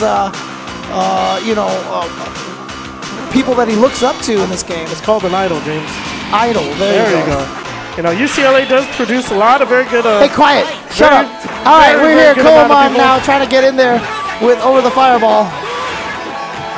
Kids, send your kids to USC, guys. They might learn how to speak English a little better and have a higher vocabulary. Too expensive. Just saying. You pay for what you get. Damn it. All right, back to the action, guys. So the idol is already gone. Now we're playing... These are 2 younger kids to this community, but Tomo is just continuing his onslaught. It's just amazing. This guy's just playing so good right now. I mean, just watching this, you know, is one of those situations where you just got to feel like you're so blessed to be in SoCal right now to be able to play against this guy at Wednesday Night Fights every week, right? Oh, nice. Oh, wow. Look at that whiff punish right there. Wow. That Fei Long is no joke either. He whipped up a lot of people today. But isn't this Canada Cup's champion from last year? That is right. This is Matsun. Let's see what he can There's a reason why he's do. the anchor. Well, he has to take out Ryu and 2 Hondas. And remember, he ended up losing to Tomo earlier. This is not a good match for Ken. It is probably 6-4 in favor of Ryu. But it's just because Ken has to risk so much more on the ground because Ryu's fireball game is that much stronger. I just feel like Tomo's been on the machine so long and just in that groove. Just nothing is going to take him out of it. But dude, all it takes is one good jump in, short super from Ken, and we know Matsun has the capability to do whatever he wants in this game as long as he's given the opportunity. Wow. What a in and out of the corner. So good. So good. Oh, beautiful. He was waiting for, and you know what? this game, thanks to the lack of proximity guard, if you uppercut and you're near him and you end up blocking, there's actually delayed a block stun. So the only way that you can punish something like that is to not be holding back on the controller when Ken uppercuts. You have to be at neutral. And so for Tomo to be able to get up and throw that uppercut like that means he was not blocking when Ken did that uppercut. See, just like that. Did you see this guy just whipping around out there? He's just playing amazing right now. He deserves this win. Not even a fancy kill. Got him stunned. Walk up, swept him, and there it is. Wow, he took Kusamundo, Shogatsu, Tomoaki are your Team Tournament Canada Cup 2017 champions. Wow, Tomoaki was playing as well as I've seen anyone play Ryu in this game, maybe ever, just for that little sequence right there. Yeah, just for that short period of time, he was unbeatable. Lights out. He tore up some really, really good players. Yeah, he wasn't just playing, your everyday 7-Eleven player. He was playing some of the best in the world right now. So man, 7-Eleven's home of some of the greatest Street Fighter rivalries when Street Fighter 2 started. Slurpee, some Street Fighter. Dude, yeah, best combo ever. Oh yeah, definitely. Do they have 7-Elevens here? They don't, do they? No, they have the Tim Hortons, right? That is not a comparable to 7-Eleven. Yeah, I guess that's not. Yeah, you're right. 7-Eleven sells condoms, they sell medicine, Slurpees. Dude, Tim Hortons what? Donuts and coffee? Come on. Yeah, it's true, it's true, it's true. Not even a fair comparison, dude. Fair enough, fair enough. I'm just hungry for some Timbits right now and some hot chocolate. You can't put a glazed donut on your weenie and have safe sex, Like, it just doesn't work. Well, I don't know, man. You don't know that, right? Have you tried? I refuse to answer that question, James. Okay, fair enough. Fair enough. You're getting a little too personal here. All right, fair enough. Fair enough. Okay, guys. So for those of you looking for Street Fighter 5 teams to start, it is coming up right now. Lapchi is doing whatever he can to gather up the players, and you should be in for another treat. But thank you for tuning in to Super Turbo. There'll be more Super Turbo tomorrow. Nice talking, James. Hope you guys enjoyed everything. You probably enjoyed it more when I wasn't here, so have fun. I don't know who's commentating next, but hopefully it's someone good and better than me. But James will probably stay here. All right, but we're going to take a quick break. We're going to take a quick break before we start up. So Mondo needs a hot dog, so it's time for breaks. Dude. I've got a hot dog. Oh my God! If avoiding the puddle's not coming, then James Chen is going to be the hot dog provider, apparently. That's right, dude. We're going to shake the table. Like, oh, but he just. Oh. Yeah. We'll be right back.